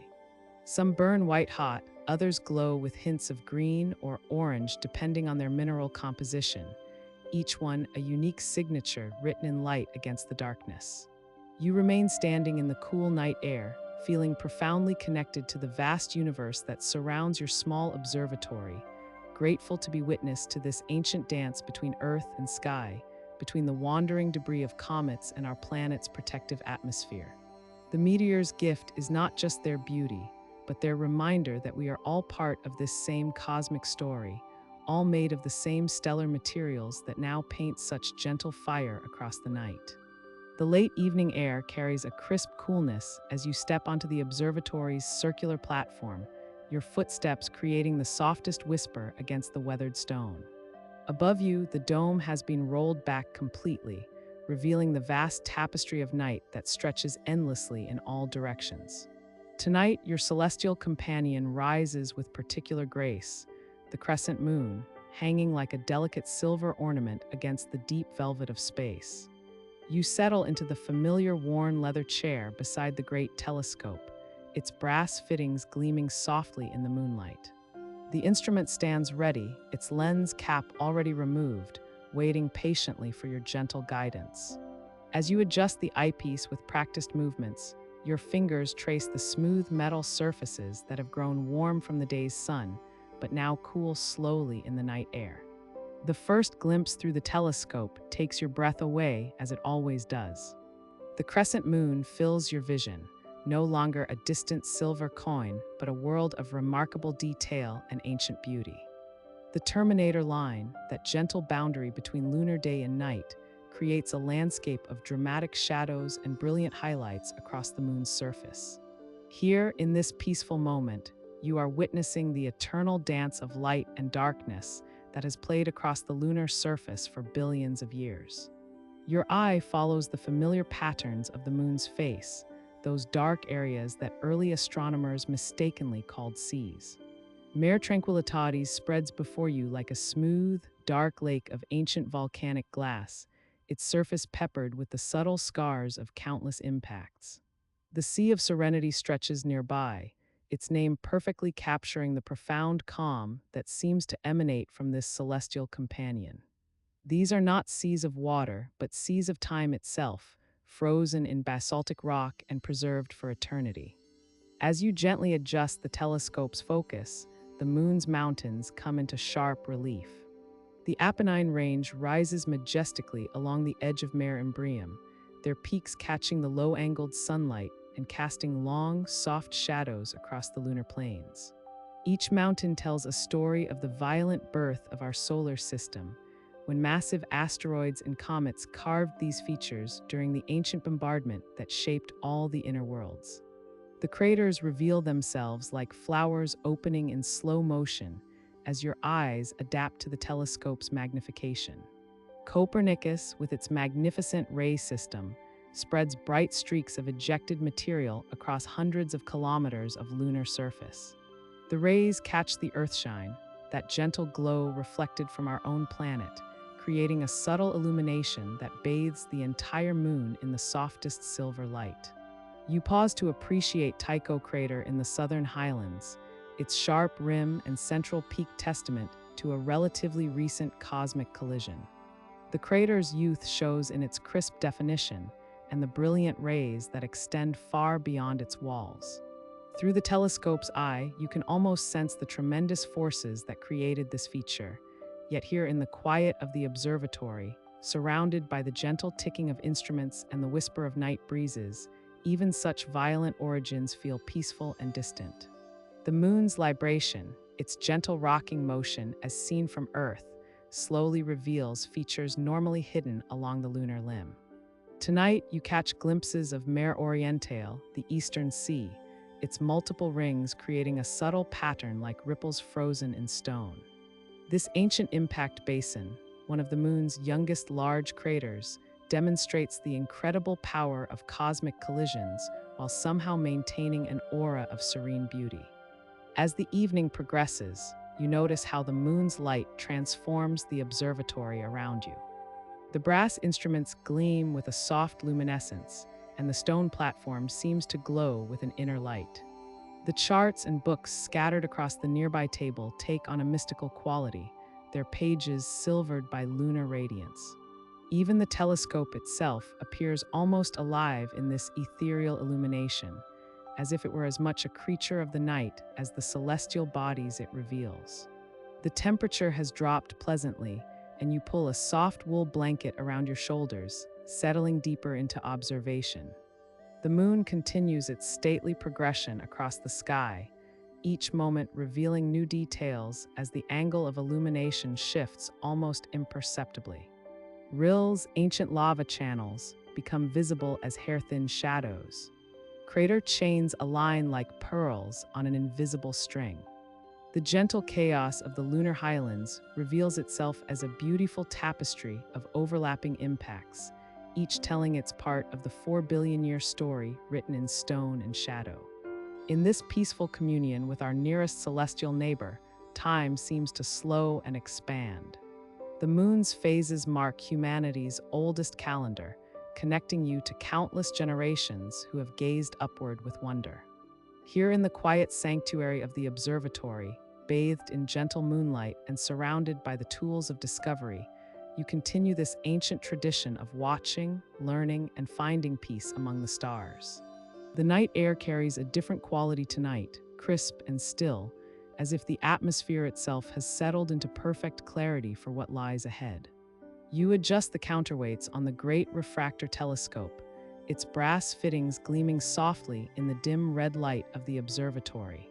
This evening's destination requires the most delicate of preparations, for you are about to peer across an almost incomprehensible distance to glimpse our nearest galactic neighbor. The Andromeda Galaxy awaits, suspended in the constellation of its namesake, a faint smudge of ancient light that has traveled for over 2.5 million years to reach your eyes. You align the telescope with careful precision, your movements slow and deliberate, each adjustment bringing you closer to that distant island universe floating in the cosmic ocean. As you peer through the eyepiece, the familiar ritual of observation begins. Your eye adjusts gradually to the darkness, pupils dilating like twin portals opening to the universe. The field of view initially shows only the velvet blackness punctuated by nearby stars, their light sharp and brilliant against the void. But there, just off-center, begins to emerge the ghostly outline of something far more magnificent. The Andromeda Galaxy reveals itself slowly, like a secret whispered across the eons. At first, it appears as nothing more than a faint oval blur, a wisp of cosmic mist caught between the stars. But as your vision settles and your mind learns to see what your eye is showing, the details begin to unfold with breathtaking subtlety. You can make out the galaxy's graceful spiral structure, its arms sweeping outward in elegant curves that speak of eons of cosmic choreography. The central bulge glows with a warm, golden light, the combined radiance of countless ancient stars, red giants and stellar remnants that have burned steadily for billions of years. This galactic heart pulses with the accumulated light of stellar multitudes, each point of radiance representing not one star, but millions upon millions compressed into that single, soft glow.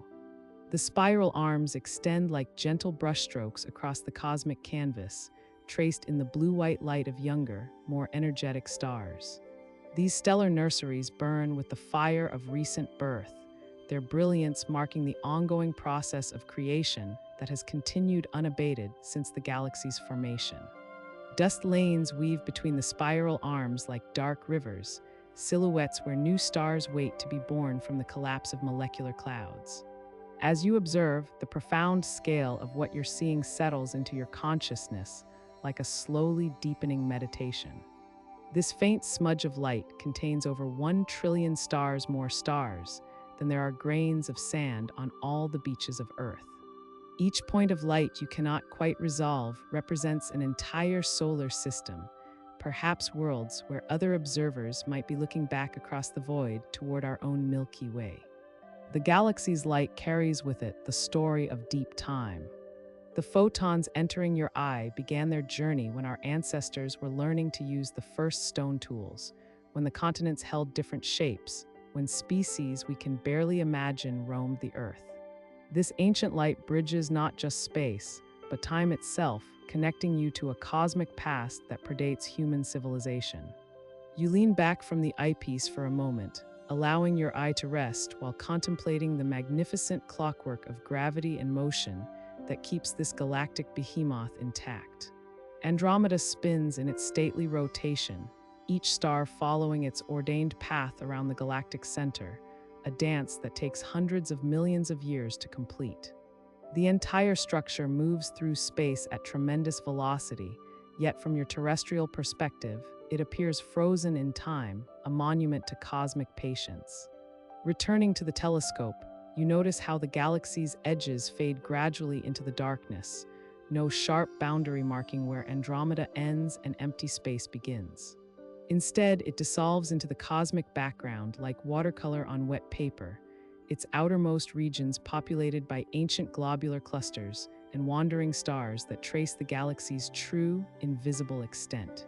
The longer you observe, the more the galaxy seems to breathe with subtle variations in brightness, stellar populations flickering like candles in a distant window. Variable stars pulse with their own rhythms, some brightening and dimming over periods of days, others changing over months or years. These stellar lighthouses serve as cosmic measuring rods, their predictable brightness allowing astronomers to gauge the true distance to this island universe. As the Earth's rotation slowly carries Andromeda across the field of view, you make minor adjustments to keep it centered, each small correction a reminder of your planet's gentle motion through space. The observatory becomes a vessel of contemplation, a quiet harbor from which to sail the seas of infinity, while overhead countless galaxies pursue their own mysterious journeys through the expanding cosmos.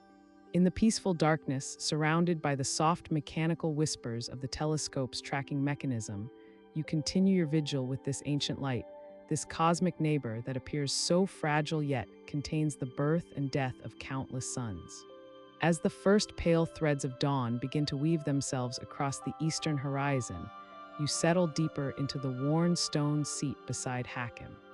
The ancient observatory keeper's weathered hands rest gently on the carved armrest of his chair, fingers tracing patterns worn smooth by centuries of stargazers before him. In the growing light, you can see the way his eyes carry the weight of countless nights spent in communion with the heavens above. This place, he begins, his voice carrying the soft cadence of someone who has spent lifetimes learning to speak with the reverence that sacred spaces deserve, was not always as you see it now. His gaze drifts across the circular chamber, taking in the brass instruments that gleam softly in the pre-dawn light, the star charts that cover every available surface, the carefully tended collection of celestial tools that represent generations of patient observation. The observatory's great dome creaks gently in the morning breeze, a sound so familiar it has become part of the rhythm of this place. You can almost hear the whispers of those who came before, their voices carried on the wind that flows through the ancient stones. Hakim's eyes grow distant as he reaches back through the threads of memory, gathering the stories that have been passed down from keeper to keeper like precious heirlooms. 7 centuries ago, he continues, when this hillside was nothing but wild grass and scattered olive trees, a small group of scholars gathered here under a particularly brilliant night sky. They were mathematicians and philosophers, dreamers and observers, united by a shared hunger to understand the patterns that danced overhead.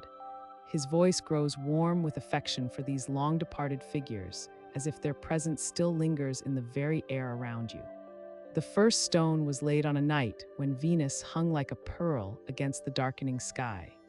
The scholars worked by starlight, their hands guided by an almost mystical understanding of which direction the great telescope should face, where the observation deck should be positioned to catch the most favorable celestial alignments. They built not just with mortar and stone, but with hope and wonder, with the profound belief that human beings could reach across the vast emptiness of space and touch something eternal. As Hakim speaks, you can envision those early builders, their robes flowing in the night wind as they carefully positioned each block according to calculations that had taken years to perfect. They understood that they were creating something that would outlast their own brief lives, a monument to humanity's endless curiosity about the universe that cradles our small world. Generation after generation, the observatory grew. New instruments were added, more precise measurements were taken, and slowly, patiently, the great tapestry of celestial knowledge began to emerge. The stones themselves seemed to hold these memories, each one placed with such care and intention that the very walls pulse with the accumulated wisdom of centuries. You run your hand along the smooth edge of the stone bench where you sit, feeling the countless hands that have rested here before yours. Astronomers and students, visitors and pilgrims, all drawn by the same magnetic pull of the infinite sky. The worn grooves in the stone speak of patient vigils, of nights spent tracking the slow dance of planets across the star field, of the quiet joy that comes from witnessing the universe reveal its secrets one careful observation at a time. The light continues to strengthen, painting the ancient walls in shades of gold and rose. In this gentle illumination, you can see the careful craftsmanship that went into every detail of the observatory's construction.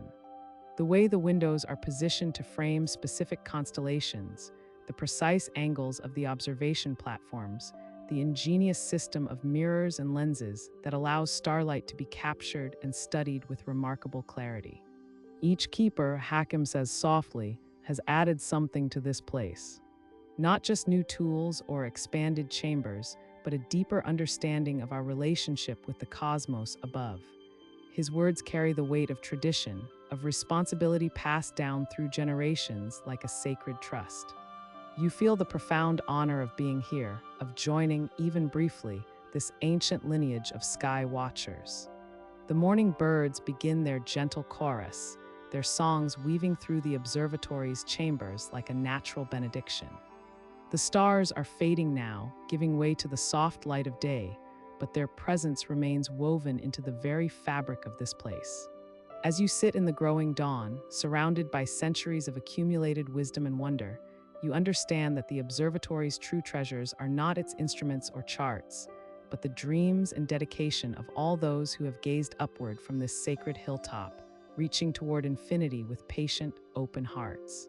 The eastern horizon holds the first whisper of change, a barely perceptible softening where the deep indigo of night begins to yield to something gentler. You stand at the observatory's eastern window, your logbook filled with the night's careful observations, watching as Venus emerges from behind the Earth's shadow to reclaim her role as herald of the dawn. There she is, the morning star, brilliant and unwavering, suspended like a pearl of light against the fading darkness. The same celestial wanderer who bid you farewell at evening's close now returns to welcome the approaching day. Venus shines with a steady, pure radiance that seems to gather all the remaining starlight into herself, becoming a beacon of transition between the worlds of night and day. You lift your telescope one final time, bringing Venus into sharp focus. Through the lens, she appears as a delicate crescent, her illuminated edge catching the distant sun's first rays. The terminator line, that boundary between her lit and shadowed hemispheres, curves with mathematical precision, a reminder of the elegant celestial mechanics that govern all planetary motion. You sketch this crescent carefully in your logbook, noting the exact time and her position relative to the constellation Scorpius, now setting in the west. The air itself seems to hold its breath in these moments before dawn. The temperature has reached its coolest point, and a gentle stillness settles over the landscape below. Dew begins to form on the observatory's windows, tiny droplets that catch and scatter Venus's light into miniature rainbows.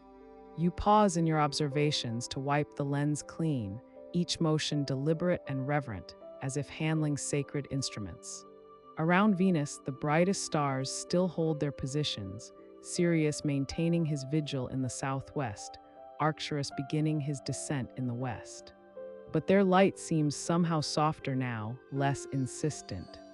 They understand their time is drawing to a close, and they fade gradually, gracefully, like musicians concluding a long symphony. The Milky Way, that great river of distant suns that has arced overhead throughout the night, grows pale and translucent, its countless stars merging back into the brightening sky. You turn your attention to recording the night's final measurements. Your handwriting, steady despite hours of continuous observation, flows across the pages of your logbook. Coordinates and magnitudes, rising and setting times, notes on atmospheric conditions, each entry a small piece of the vast puzzle you've been assembling throughout the night. The data will join centuries of similar observations, part of humanity's patient effort to understand the clockwork of the cosmos. The eastern sky continues its subtle transformation. Where Venus blazes her solitary path, a faint glow begins to spread along the horizon, not yet true dawn, but the first hint of the sun's approach. This is the astronomical twilight, when the sun lies 18 degrees below the horizon, and the sky begins to lighten almost imperceptibly. The transition is so gradual that you might miss it entirely if you weren't watching with the trained eye of an astronomer.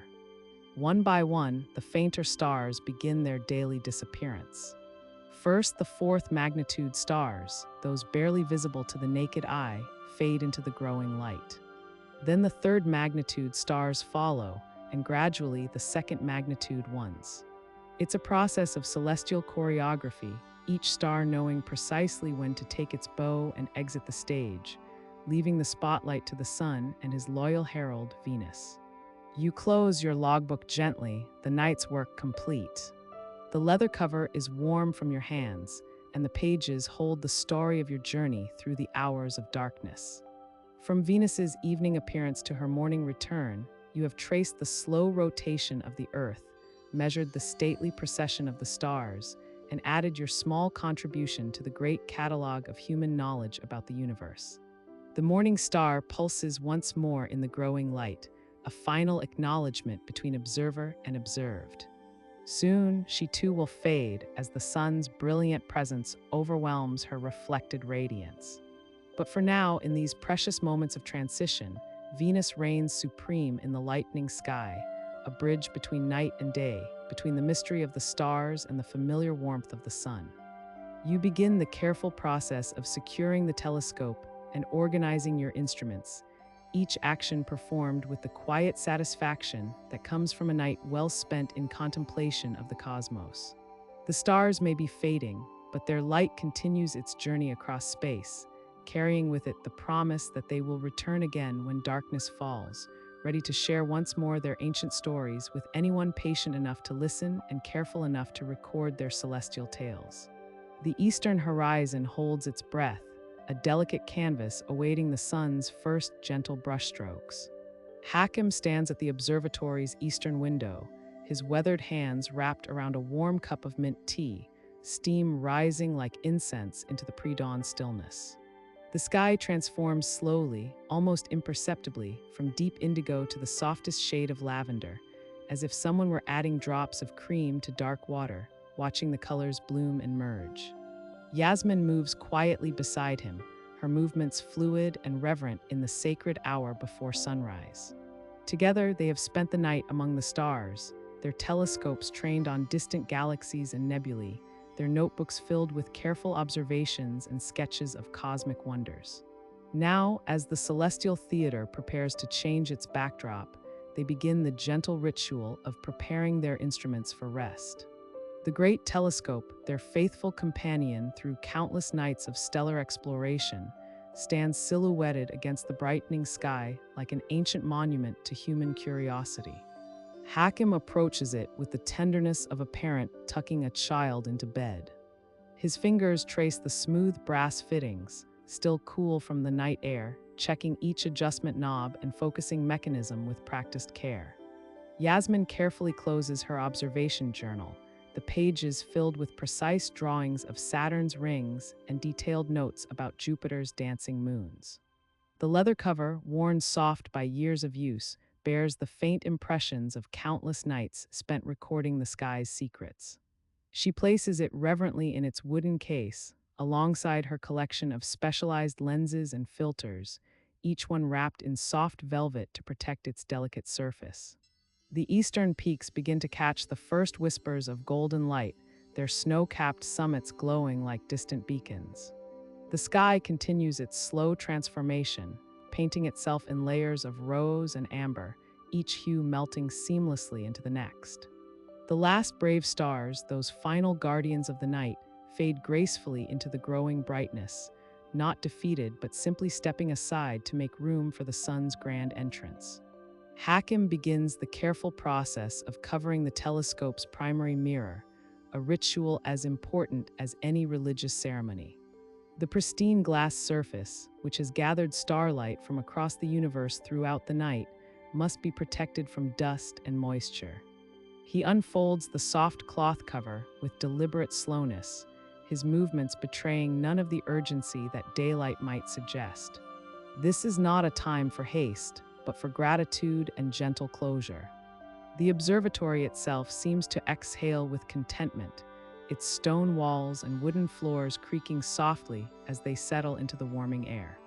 Yasmin moves through the space like a dancer, adjusting chairs, organizing charts, and ensuring that every instrument finds its proper resting place. The room that served as their window to infinity now prepares to become a sanctuary of rest and reflection. Outside, the world awakens with equal gentleness. A light breeze whispers through the olive groves below, carrying the scent of wild herbs and morning dew. Birds begin their tentative morning songs, soft trills and gentle calls that seem to welcome the approaching sun. The air itself feels different now, charged with the promise of a new day while still holding traces of the night's celestial magic. Hakim secures the telescope's protective covers, his hands moving with the confidence born of decades of practice. Each strap is adjusted just so, each buckle fastened with care. The great instrument, which moments ago was their portal to distant worlds, now rests peacefully beneath its coverings, like a ship safely moored in harbor after a long voyage. The eastern sky blooms into full glory now, painted in shades of coral and gold that seem to emanate from some divine palette. The sun itself remains hidden behind the mountains, but its presence fills the heavens with warmth and light. Yasmin pauses in her work to watch the display, her face bathed in the gentle radiance that speaks of infinite possibilities and endless wonder.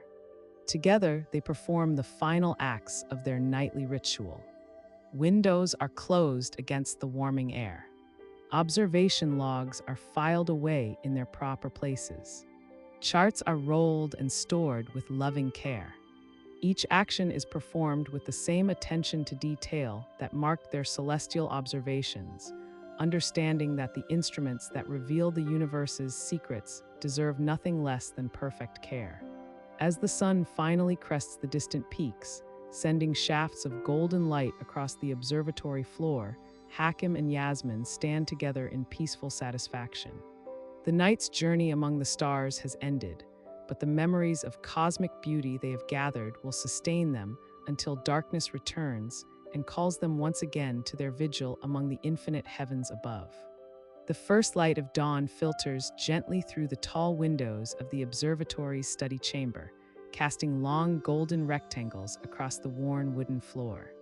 You settle into the familiar comfort of the high-backed chair, your fingers still tingling with the memory of last night's celestial observations.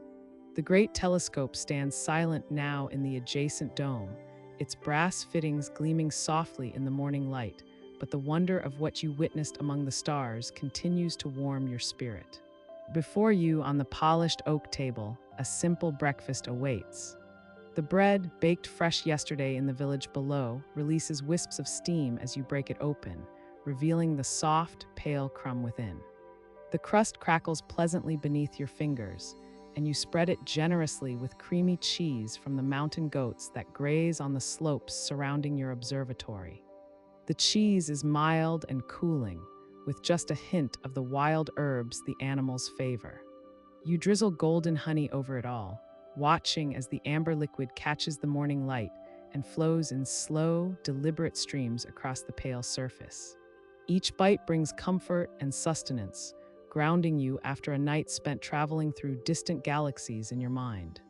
The honey carries the essence of countless alpine flowers, delicate notes of clover, robust hints of wildflower, the subtle sweetness of mountain thyme. As you eat, you can almost taste the high meadows where busy bees gathered this liquid gold, their wings humming in harmony with the mountain winds. The leather-bound journal beside your plate bears the accumulated wisdom of decades. Its pages, cream-colored and smooth beneath your fingertips, hold the careful observations of countless nights. Tonight's discoveries will join the rich tapestry of knowledge already contained within these volumes. You lift your pen, a simple instrument of wood and metal that has served you faithfully for years, and begin to record what the darkness revealed. Your handwriting flows across the page in steady, practiced strokes. Each observation finds its place among the organized columns and careful sketches that fill these precious pages. The position of Jupiter's moons, captured at precise intervals throughout the night. The subtle shift in a binary star's dance, noted with meticulous attention to timing and angle. A meteor shower's peak intensity, documented with the wonder of someone who never tires of witnessing celestial fireworks. Between entries, you pause to sip from a ceramic mug filled with warm milk infused with chamomile and a touch of vanilla. The liquid soothes your throat, still slightly hoarse from the cool night air, and adds to the growing sense of peaceful completion that settles over your morning routine. Outside the windows, the mountain peaks catch the early sunlight, their snow-covered summits glowing pink and gold against the gradually brightening sky. The satisfaction of new knowledge gained fills every corner of your being. Each measurement recorded, each observation cataloged, adds another small piece to humanity's understanding of the vast cosmos that surrounds your small mountain sanctuary. You think of the great astronomers who came before, patient souls who spent their nights in similar vigil, their eyes turned skyward, their hearts filled with the same sense of wonder that drives your own observations.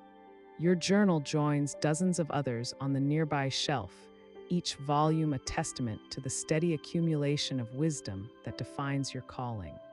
Some nights bring dramatic discoveries, the appearance of a new comet, the unexpected brightening of a variable star. Other nights offer subtler gifts, the slow dance of planets, the familiar comfort of constellations wheeling overhead in their ancient patterns. All of it matters. All of it adds to the great conversation between humanity and the stars. As you finish your meal and close the journal with a soft thud, contentment settles over you like a warm blanket. The night's work is complete, properly documented and preserved for future study. The bread and cheese have nourished your body, while the act of recording your observations has fed your spirit. Outside, the village is beginning to stir, smoke rising from chimneys as people start their daily routines. But here in your sanctuary among the peaks, time moves differently. The urgent concerns of the world below seem distant and manageable from this elevated perspective. You lean back in your chair, allowing yourself a moment to simply exist in this place of learning and discovery. Your eyelids grow heavy with the pleasant exhaustion that follows a night well spent. Soon you will rest, letting sleep carry you into dreams where stars dance and planets sing, where the mysteries of the universe unfold in gentle, luminous patterns that bring only peace and endless, quiet wonder. The first light of dawn begins to touch the eastern horizon as Yasmin stands at the observatory's great window, watching the stars fade into the approaching day. Her night of wonder draws to a close, but the universe she has discovered will remain with her always. The telescope beside her has shown her worlds beyond imagination, and now she must carry these visions back to the village below. Hakim moves quietly around the circular room, extinguishing the oil lamps one by one. Each flame dies with a gentle whisper, leaving only the soft glow of morning light filtering through the tall windows. The astronomer's movements are unhurried, reverent, as if he too is reluctant to let this magical night end. His weathered hands fold star charts with practiced care, returning each celestial map to its proper place among the countless scrolls and books that line the observatory walls. "The stars never truly leave us," Hakim says softly, his voice carrying the wisdom of decades spent in their company. "Even when daylight hides them from our eyes, they continue their ancient dance above the clouds. You carry their light within you now, young Yasmin." The student nods, understanding flooding through her like warm honey. She has learned that astronomy is more than the study of distant suns and planets. It is the art of seeing connections between earth and sky, between past and future, between one curious soul and the infinite cosmos that cradles us all. The knowledge feels both weightless and profound, like starlight itself. From a velvet-lined wooden box, Hakim withdraws a small brass astrolabe, its intricate engravings catching the morning light. The instrument is beautiful in its complexity circles, within circles, delicate pointers, and scales that map the heavens in miniature. Each mark and symbol represents centuries of human curiosity, generations of stargazers who looked up and wondered, just as Yasmin has done this night. "This belonged to my teacher," Hakim explains, placing the astrolabe gently in Yasmin's cupped palms. "And before him, it guided another seeker of celestial truths. Now it passes to you not as ownership, but as stewardship. Use it to find your way among the stars, and perhaps someday you will place it in the hands of another young dreamer." The brass feels warm and substantial, alive with possibility. Yasmin traces the Arabic inscriptions with her fingertip, each curve and flourish a testament to the craftsman's devotion. This is more than an instrument, it is a bridge connecting her to all the astronomers who have come before and all those yet to come. "I don't know if I'm worthy of such a gift," Yasmin whispers, her voice thick with emotion. "Worthiness is not given," Hakim replies with a gentle smile.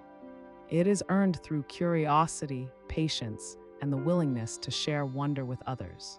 You have already begun that journey." The morning air carries the scent of jasmine from the gardens below as Yasmin prepares for her descent.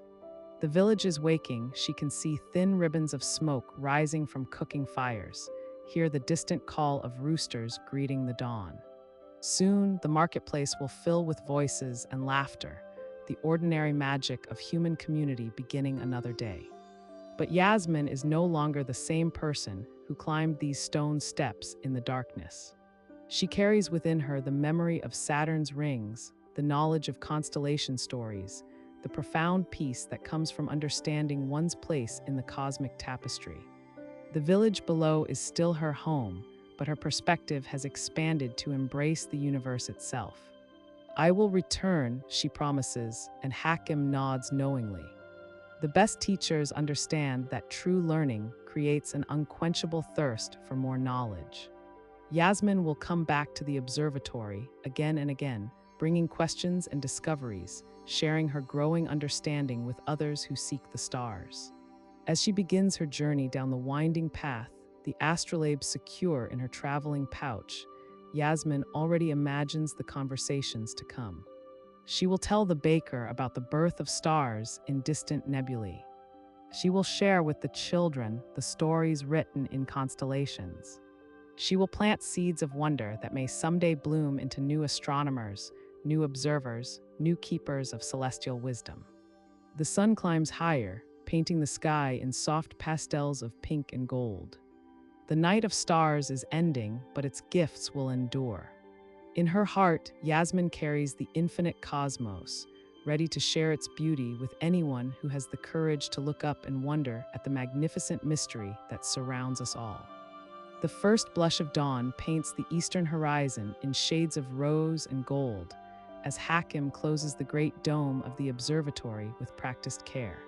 The mechanism moves silently on its well-oiled tracks, sealing away the night's treasures until darkness returns once more. He stands for a moment in the growing light, watching as the last stars fade into the pale morning sky, their ancient light yielding gracefully to the sun's gentle approach.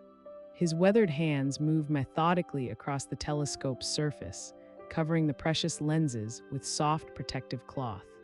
Each motion carries the reverence of decades spent in service to the stars. The brass fittings gleam warmly in the dawn light, reflecting the soft colors that dance across the observatory's curved walls. This instrument, his faithful companion through countless nights, rests now like a sleeping giant, patient and still. The night's observations fill Hakim's mind with quiet satisfaction. Young Marcus had finally grasped the concept of stellar parallax, his eyes widening with wonder as the universe suddenly revealed its true vastness. The elderly couple from the nearby village had gasped together as Saturn's rings came into perfect focus, their joined hands trembling with shared amazement. These moments of discovery, these bridges built between earthbound souls and celestial glory, are the true rewards of his patient vigil. Hakim descends the spiral staircase slowly, his footsteps echoing softly in the tower's hollow core. Each step carries him deeper into the observatory's heart, where warmth radiates from the small wood stove he tends with such care. The circular room below welcomes him like an old friend, its walls lined with leather-bound star charts and careful observations recorded in his own meticulous hand. Generations of knowledge rest here, accumulated grain by grain like stardust settling in the cosmic dark. He settles into his favorite chair beside the window, where filtered sunlight now streams across worn wooden floors.